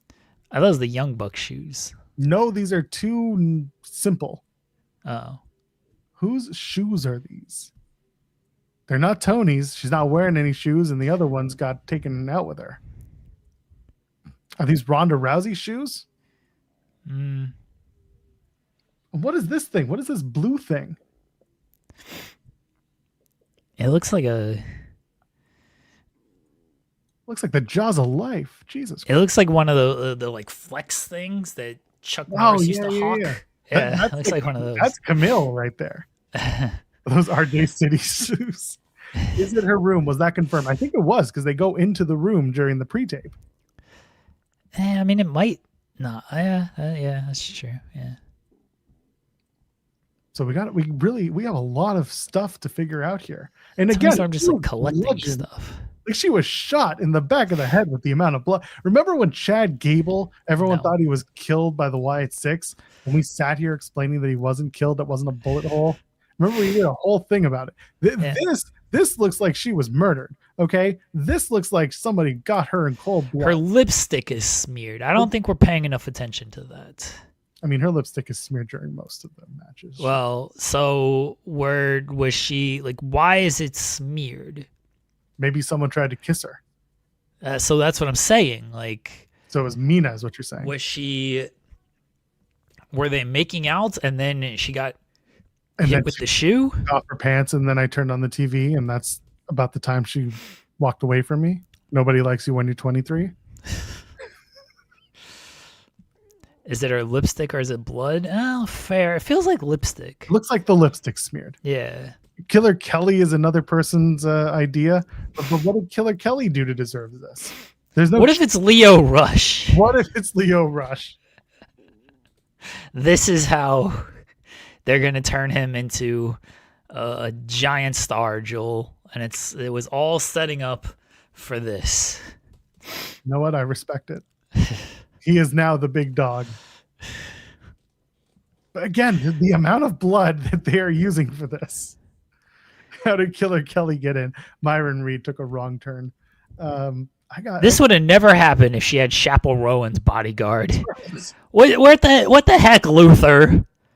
Why was he's a butler, not a bodyguard? I guess. Right. You know what Luther should say? He should be like, I was trying to get her breakfast. That was my big mistake. We don't play with breakfast. Vampire Shayna Baszler. I like that shout. What if Luther did it and he set up the whole thing? That would be very unfortunate. I like Luther. He shouldn't be doing this. The tattoo is real. That is an actual tattoo of Toni's. The one, I think the one here and the one here on her arm, on her hand. That's definitely real. The one over here on the wrist either is new, but I've seen it. I think I've seen it before. Nah. Do we have to look for it in other places? Nah, I don't know. I don't pay enough attention to all these tattoos. I know, neither do I. Especially the ones who keep getting neck tattoos. God, you people are insufferable. Neck tattoos. Fucking people. Okay, hold on. We're gonna go back. I'm looking through Ryan's photos, Ryan Loco. Do we have photos from this particular event? He was also late to the show, so I don't know if he actually has it. Oh, here we go. Toni Storm. Yeah, I can't tell. Anyway, someone else can do the legwork on the tattoo thing because I'm tapped out on tattoos. Okay. What if it was Carlos Silva? That would be unfortunate. It would be. And he would walk it back. He'd say, I did it, and then he'd have to walk back 20 minutes later. Oh, sorry. I just realized that is grounds for assault. Didn't do that. We were in talks to do it, and then I decided that maybe I shouldn't. This is a very important question that Scott is asking. Who's going to be investigating this? Now, this would have been the perfect opportunity to introduce Detective Danhausen to AEW television. But because they didn't have the time or the foresight to listen to my ideas, we will not be getting Detective Danhausen, and instead you'll be getting, I don't know, Detective Action Andretti or some shit. Never mind, you'll be getting Alex. I don't think Action Andretti can pull this gimmick off. No offense. Detective Alex Andretti here. Oh, by the way, what if this is how Chris Jericho returns? I feel like he could pull this off. Chris Jericho's very upset that Toni Storm has been murdered. Well, because she's taking all the spotlights. Maybe this is Gunther. Maybe this is Gunther, and this is how Gunther. Toni, yeah, because she is taking all the spotlight, and she's timeless. Therefore, she's ageless. Therefore, she's been around forever. Therefore, Gunther has a problem with her because she has been taking all of her quotes. She's been taking all of the opportunities away from him and from others. So she is going to face Gunther at WrestleMania. Chris Jericho would actually be like really good in this role. Constable Chris Jericho. Because he's very committed. He was a Clans member in the Jay and Silent Bob reboot that I watched last night. Yeah, did a lot of research and method acting? He was leading the Clan. and he got the poop tossed on him. Was that movie filmed before or after 2021? Before it came out in 2019. So, Oh, damn. Yeah. So he was just reprising the role in 2021 early in the year. I'm not gonna cast assertions on. No. I'm not asking you to. We're method acting conversation. I'm just telling you the role he played in this movie that I watched. Okay, folks. I understand. So we're still here. We still don't know. Like, is this a food cup? Someone got some Wendy's fries. Okay. I can see why you're thinking Wendy's. Yeah. There, I can see that. Colt Cabana doing this. Cabana would probably be pretty good at it. It should be RJ City, right? It should be RJ, but they're not going to use RJ for this, right? They should. I don't think they will. It should be RJ. The thing is, I don't want this to play out on TV. I would like this to be a digital only investigation because I feel I feel like that's the only way that this is actually going to get over because it's a comedy investigation. It is. Toni Storm's like the biggest star in the division, and you want it all to be on digital? Yes, for once in my life, I want it to be on digital. Stop it. At least the comedy. Yeah, it should be a BTE book. No. I mean, you can do like something on BTE, but like, no, it's got to be on television. You can advance some stories on television. I mean, that's why Mina faced Marina on TV and beat her and stuff. You can. Good day that was. You can like advance some stuff here. I don't need it taking up like 30 minutes of time, although it'd be great because this is right up my alley. But you can't just leave this on digital the entire time. Put it on only on dark. Or that dark show doesn't exist. You're right. Sorry, Ring of Honor. Better? That show doesn't exist. Oh, right. My bad. AEW Collision, the overrun. Do they have an overrun? They sometimes have an overrun for Collision. No, they do. They never do. It's Tony Schiavone doing this stuff? Yes. That'd be funny. In the AEW newsroom. I mean, like, that's fine. Cutting to Tony Schiavone for like news updates on this would actually be very funny. It should be everyone being interviewed by Tony Khan. Now, why did you leave this giant chair in Toni Storm's office? I don't need Tony Khan doing this. I don't think that would go too well. It would go perfectly. Yeah, AEW Collision After Hours, where they only do it on Twitch stream and everyone's paying attention. I'm telling you. This weekend does not count. Those weren't overruns. Those were we have it a 1 hour show and it's going to air after the basketball. This weekend does not count. This weekend was a fever dream when it came to wrestling on TV. Okay? You know who'd be great at this detective gimmick would be Danielson. Detective Danielson. I'm all because he's another guy who would just commit. Like you give him this kind of stuff, and he's be like, okay, like he will commit. You got to find someone who will commit to the campiness of this. And as serious wrestler Bryan Danielson is, he would 100% commit to this. I think so. I think it'd be great. So really, we haven't figured it out. Maybe it was Taz who did it. Maybe it was Hook. Is there anything orange in here? Just this part of the shoe. Well, there would be no orange because Taz would get upset if there was orange. Why is the blood orange? We gotta. So here's the thing: no matter who they like think it is now, unless they're gonna reveal it soon on socials, unless they're gonna like reveal it soon, it could easily change by the time she returns because according to all the reports, she's gonna be out for the rest of the year. So whatever the idea is now, it could, who knows? Like, who knows if 10 months from now it's going to be the same, right? Well, unless they do the reveal. This is the very funny and frustrating part of it. Is that, like you said, the reporting is Tony's out for the foreseeable, at least for the rest of the year. Yeah. And you can't really pay this off with Toni until she's back earliest next year. Several months away. So it could be everyone.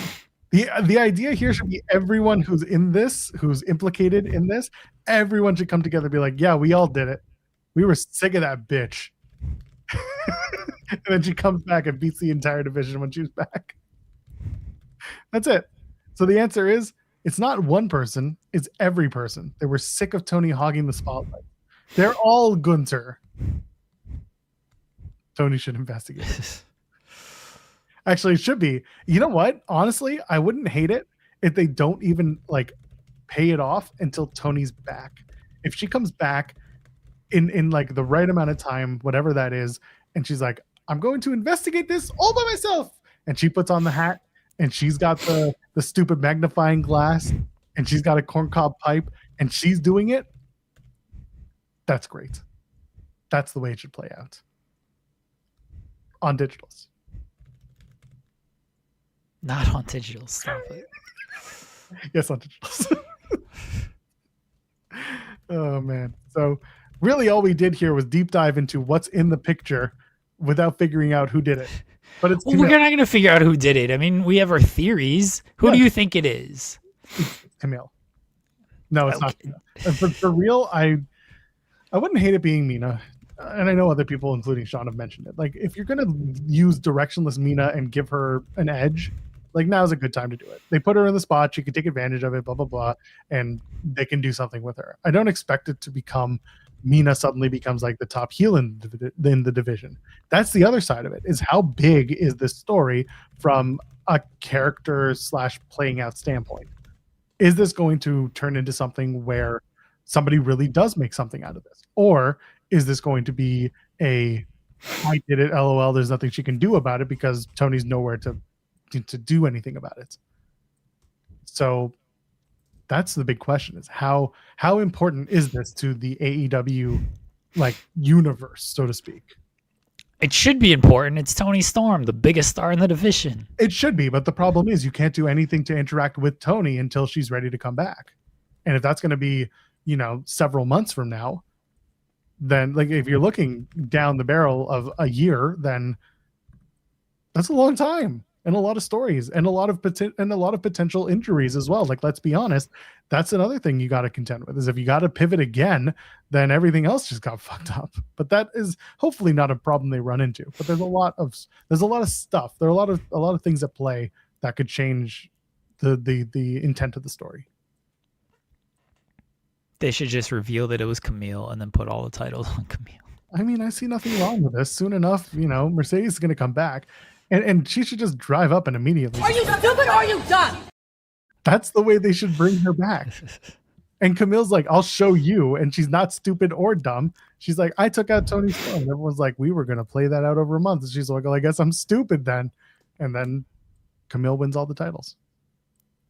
And Mercedes scalps people, because that's the only answer I have to what Mercedes does when she comes back on April 1st. Yeah, and she still loses to Mercedes. Well, everybody has a price. How long? Ted DiBiase? Yes. Redmond Survivor saying, how long did the Who Ran Over Austin storyline last? So it started in November 99, and it went the entire year, but they had a big, long gap in between because they didn't have Austin. And then they brought him back for Unforgiven 2000 because, oh God, it was longer than that. Brought him back Unforgiven 2000 because he did an appearance, and Shane McMahon was like, I'm going to prove it. And it was just to advance Shane McMahon and Steve Blackman. And it turned out it wasn't Steve Blackman, even though he was trying to make it about Steve Blackman. But then they didn't finalize it until No Mercy 2000, which was October. So Unforgiven was September. By November, they had a match with Austin and Triple H. And that's why they did the famous drop in the car from the top of the forklift. So it was about a year, but they took a long time to get there. You're muted. Sorry, I forgot to unmute my mic after I sneezed. Yeah, because Austin didn't return for a while. He was out because of the neck surgery. Yeah, so he was out for about 11 months because they brought him Yeah. back in September and they'd taken him out in November 99. yeah, So they could bring him up. Again, this is the thing. You could bring it up, and it's about how big of a deal is it that someone took out Toni Storm. And like Jeremy said, it should be a big deal because Toni Storm is the top of the division without holding a title. She is the person. It should be in the background. Whether or not they do it that way is going to be up to, the week-to-week storytelling on AEW TV. Yeah. But it should be. It should be Camille. Is there anything else from the AEW world before we go into the Raw preview? I don't think so. Lexi Nair, by the way, was fantastic at doing reactions and doing the background stuff at Collision. I thought she was really good. I think she's been getting better and better. And I know others have put her over in interview, but I know Renee Paquette did recently with Scott Fishman at TV Insider. But it's on display when you watch her. She just has the facials down as like a TV reporter who's not a robot. I think Lexi Nair has been very good at this. So that's I wanted to add that in. Okay. Raw tonight's at TD Garden in Boston, Massachusetts. They're going to pack the Boston Yard. Anyway, Brock's on the show. Punk and Roman are going to talk around each other again, and I'm sure someone will say something that, I don't know. What do we come back from? Your dad's dead. You're old. Apologize. What's next? They got to do something that's actually interesting. They got to do more than last week was not very good. They got to do something that's actually interesting tonight because they lost me last week. Becky Lynch is going to speak. I'm sure make the challenge to AJ Lee. Sure. Penta takes on Dominic Mysterio. Lyra Valkyria and Bailey take on the Kabuki Warriors. Okay. I wonder if that'll get wonked by someone else who's going after women's tag titles. Yeah, maybe. It should be the winner of this goes after the women's tag titles, like gets into the fray. Who? And the others Say that again? If Lyra and Bailey win, it should be that they get into whatever this match is. They should announce what's going on with the women's tag match, do the Lyra and Bailey Kabuki Warriors match, and be like, the winner of this match is going to be a part of this match, whatever this WrestleMania women's tag title match is. And then the Kabuki Warriors can either have a match against each other at Io Sky or not. I don't care. But like start figuring out where we're going. But Javon Evans and Grayson Waller. And then the Vision take on the Usos for presumably the tag team titles. But I don't know if that's still on the card. Yeah, it's not for the tag titles anymore because like last week when they announced it, they said it wasn't. But then WWE.com on like Friday said it was. And then Adam Pearce, when he did his rundown, said it wasn't. So clearly nobody's on the same page here. No, nobody. One hand doesn't talk to the other. We had this recently too, where there was another match for the tag titles that was announced, not tag title, and then they announced it for the tag titles, and then it wasn't. It was stupid. Yeah. Anyway. So I don't think the titles are on the line, which means the Division's probably going to win, which is unfortunate. Yep. To set up the tag team title match. They'll run it back. But it's okay because the Usos need to win tonight so that they can go in, or not win. They need to have those tag titles because they're going to go to the MLB debut. They're going to be part of that. Yeah, they are going to be part of that, yeah. Do you think they're going to yeet the biggest yeeting baseball game, run it back, blah, blah, blah? Ooh, they might. They're absolutely going to do it. They might. They're going to bring him out on the field to do this for 3.5 minutes. While everyone's like, we tried to make baseball shorter. Get this shit off the field. They're going to do it there in the 7th inning stretch. Oh, yeah. Instead of taking me out to the ball game, they're going to play. The yeet. Yeah. Yeet. Yes, go down since day one-ish. We've been down since day one-ish. We've been down since day one-ish. Line them all up, knock them down like this. That song bangs, though. I'm not gonna lie. Sorry, that's just me, Oos. There's a video on .com about them putting lyrics over top of that, and it's very funny. They just go in and that song rules. It's very funny. Can't lie. Yeah, they're gonna go yeet me out to the ball game. That shirt sucks. I saw that thing. Oh, is it that bad? Yeah. Hold on. Let me pull it up here. Also, while I pull that up, here is Is this The the Rock real- in a wig. It looks great. Oh, is it the pressure one? Yeah. I got this. You got it? All right. Yeah, pull that thing Amazing. up. Here's The Rock in the Moana live action movie, everybody. He's in a wig. Looks amazing. This shirt, look at that thing. You're gonna see it. You're gonna feel it. Pressure. Billy Joel is getting ready to sue these people.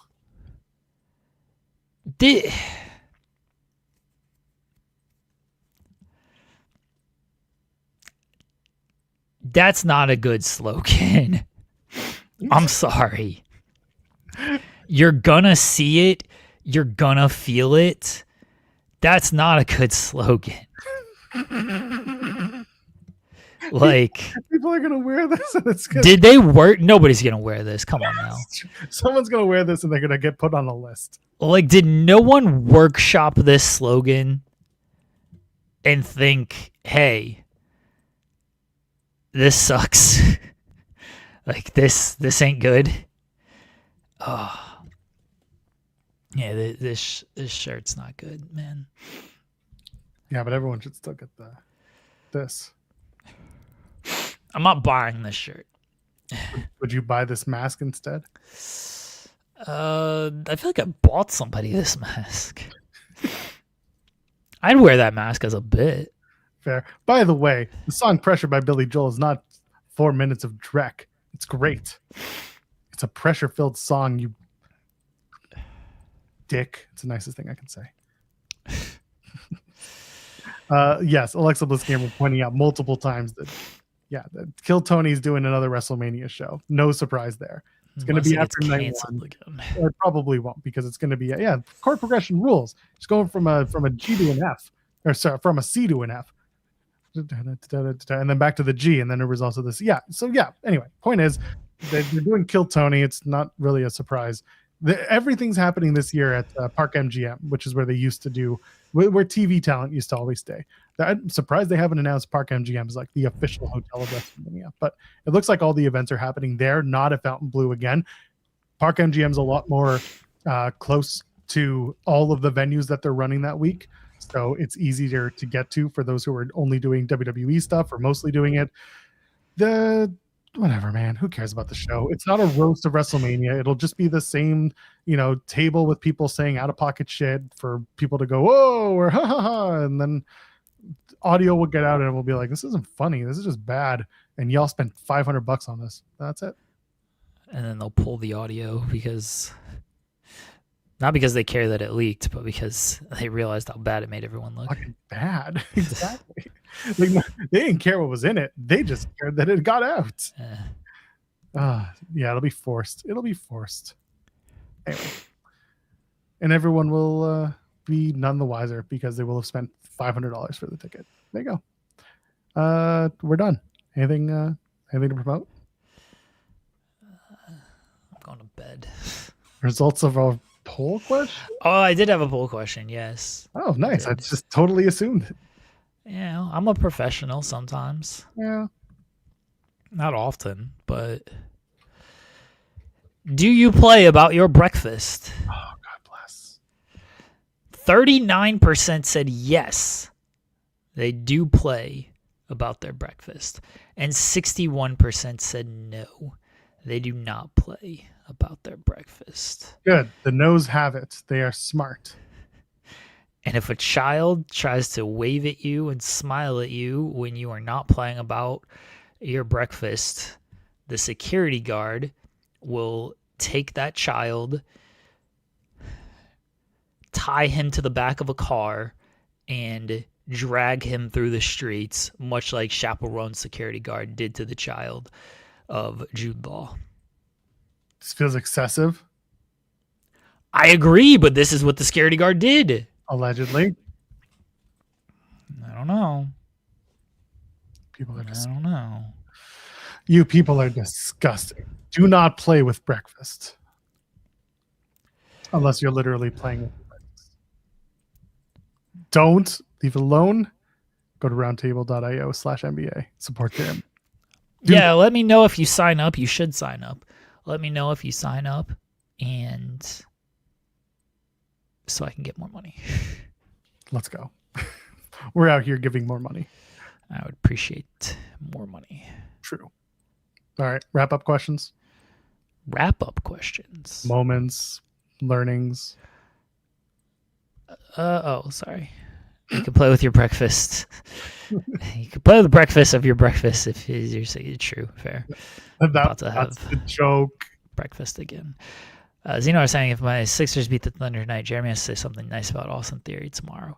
I'll take that bet. I feel pretty confident in OKC tonight. We got J-Dub back tonight. The Sixers, they don't have anybody healthy, right? They kind of suck right now. So yeah, that seems pretty worthwhile. I'll put some money down on the Sixers too. So if I have to say something nice about Austin Theory, at least I'll be paid to do it.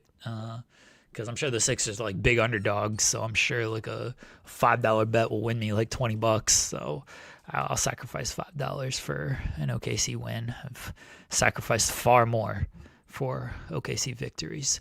That's how I became broke, but the Thunder won a championship, so I was happy. I'm either going to be broke and happy or sad and rich. Either way. One of the two. I'm here for it. Oh, Paul George is back on Wednesday? Okay. Well, good luck with that. Yeah, we got Dub back tonight. AJ Mitchell got suspended for getting hit in the face. NBA's a joke when it comes to this stuff. Absolute joke. Same with the NHL. AJ Greer got like 3 games for nearly decapitating a guy. That was something. Shout out to the Ottawa Senators beating those Toronto Maple Leafs and the Ducks, eking it out in OT. Getting that comeback victory over the Buffalo Sabres. Hell yeah. It wasn't really a comeback victory. They were 4-2 and they blew it. Yeah, and then they came back and they won. It's still a comeback. Yeah, Wasn't a good comeback, but they still won. Yeah, Got the second point. Not great. Yeah, they blew the game, and then they had to come back because they blew it. Gotta blow. That was a good game, though. Buffalo's fun. I've been watching a lot of them this year. That's a fun team. Yep. I was glad the Avs won yesterday in overtime. We got Landeskog back after he got hit in the balls by a Kale McCarr shot. You would appreciate that, Joel. You love people getting hit in the dick and stuff. That's what happened to Landeskog. I like people getting kicked in the dick. Well, he got pucked in the dick. That hurts. I've had that. That hurts. Okay. I've been a goaltender and I got street hockey. That shit hurts. Yeah, it Everyone's does. got a cup, and it's like you don't expect to get hit in the dick as a goalie playing street hockey, but then you do, and it's like, oh. As a goalie playing street hockey, you definitely expect it. You expect it, but you don't. You don't think it's gonna hurt. No, goalie is the one position I would wear. You want to wear the cup for at street hockey. Anytime I was not playing goalie, I would not wear a cup because I'm like, I'll be fine. But playing goalie, I'm like, I'm 100% wearing a cup because, that's amazing.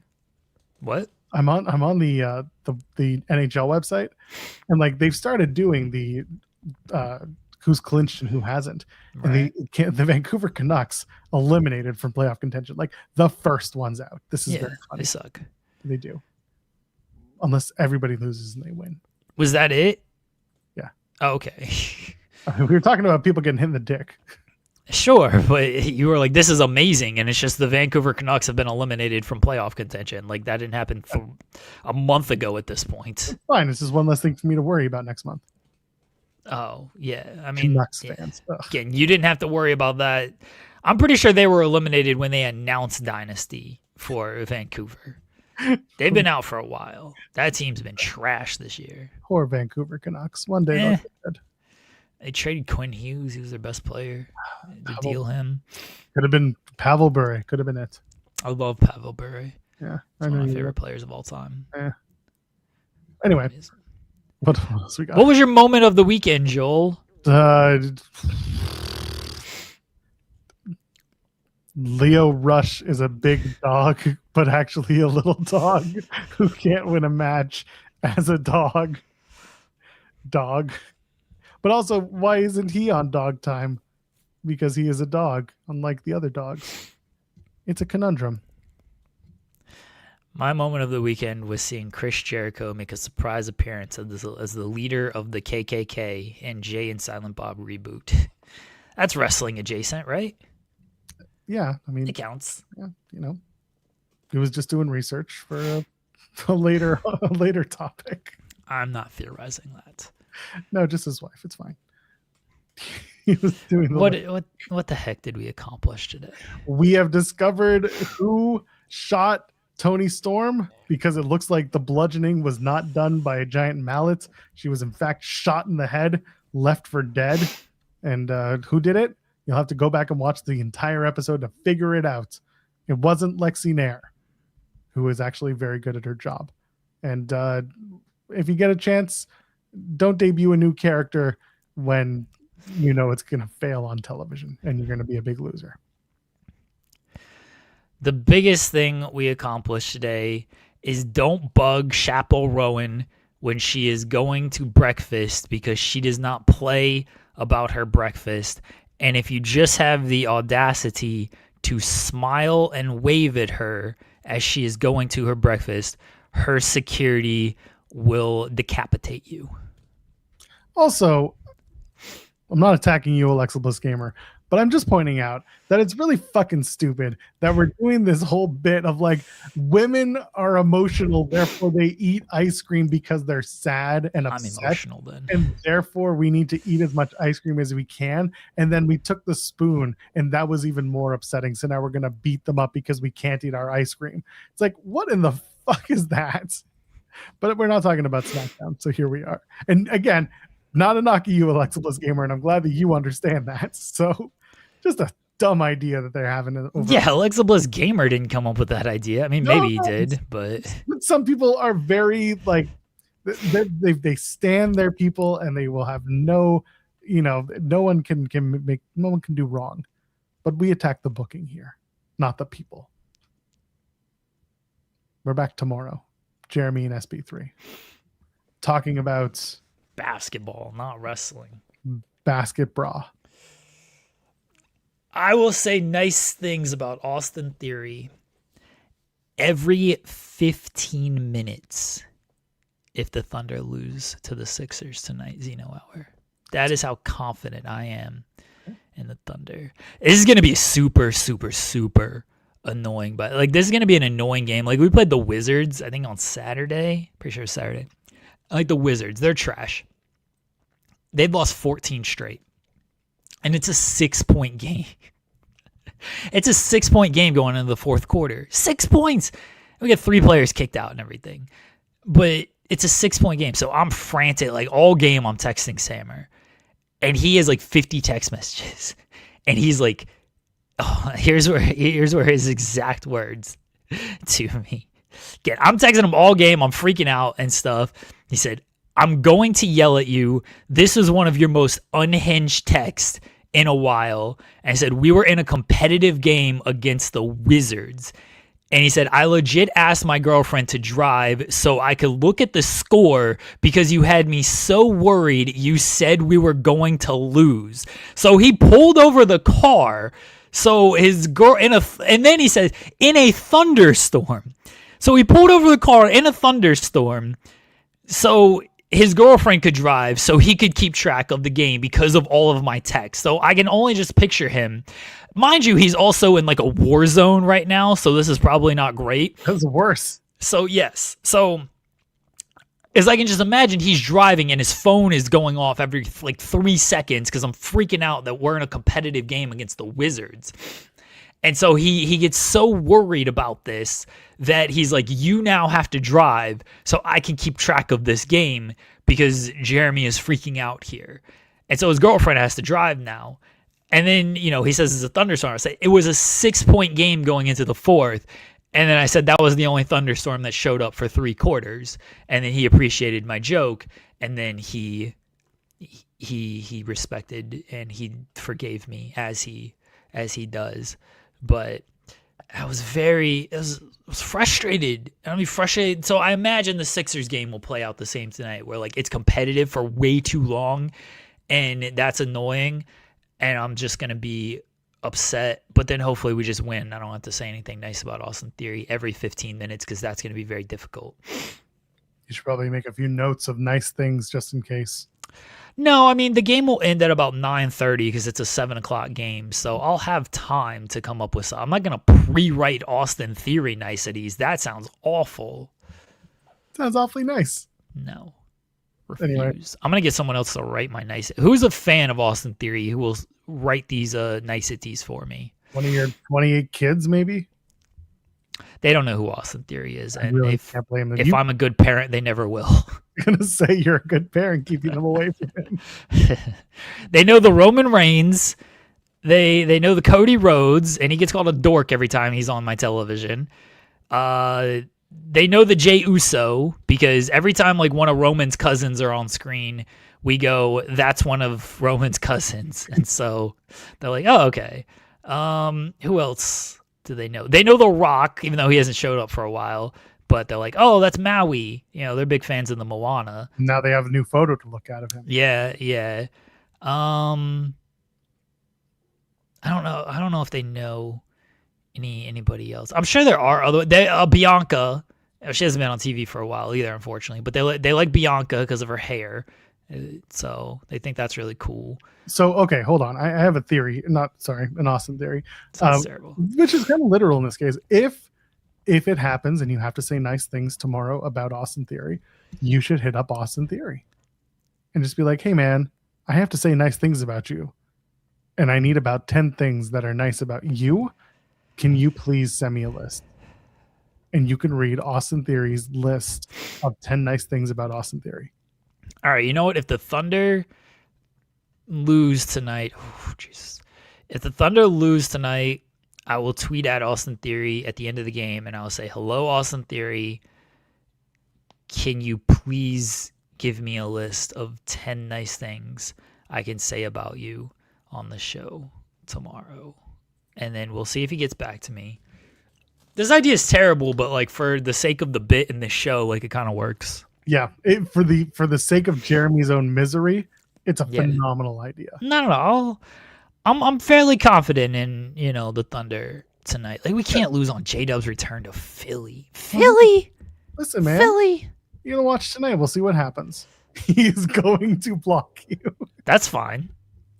Kim Bruno saying y'all are still going. Yeah, we did tangents, man. We did 30 minutes on Chappell Roan beating up children. So her bodyguard, not her. Right. She just sent the orders. She was having her breakfast. She don't play about breakfast. Back tomorrow, SP3 and Jeremy. I'm sure he'll talk about New Japan Cup too, because I'm sure SP3 will want to talk about Calm Newman and having a good match with Yuya. So good for him. Good match. So y'all talk about it. And maybe Raw if it doesn't end in a DQ. And then basketball. So much basketball you won't know what to do with it. And maybe nice things about Austin Theory. So tune in tomorrow, 10 a.m. Eastern. For now, leave a thumbs up on this video so that you can leave on tomorrow's video. Ladies and gentlemen, friends beyond the binary. We'll see you in the next one. Cheers.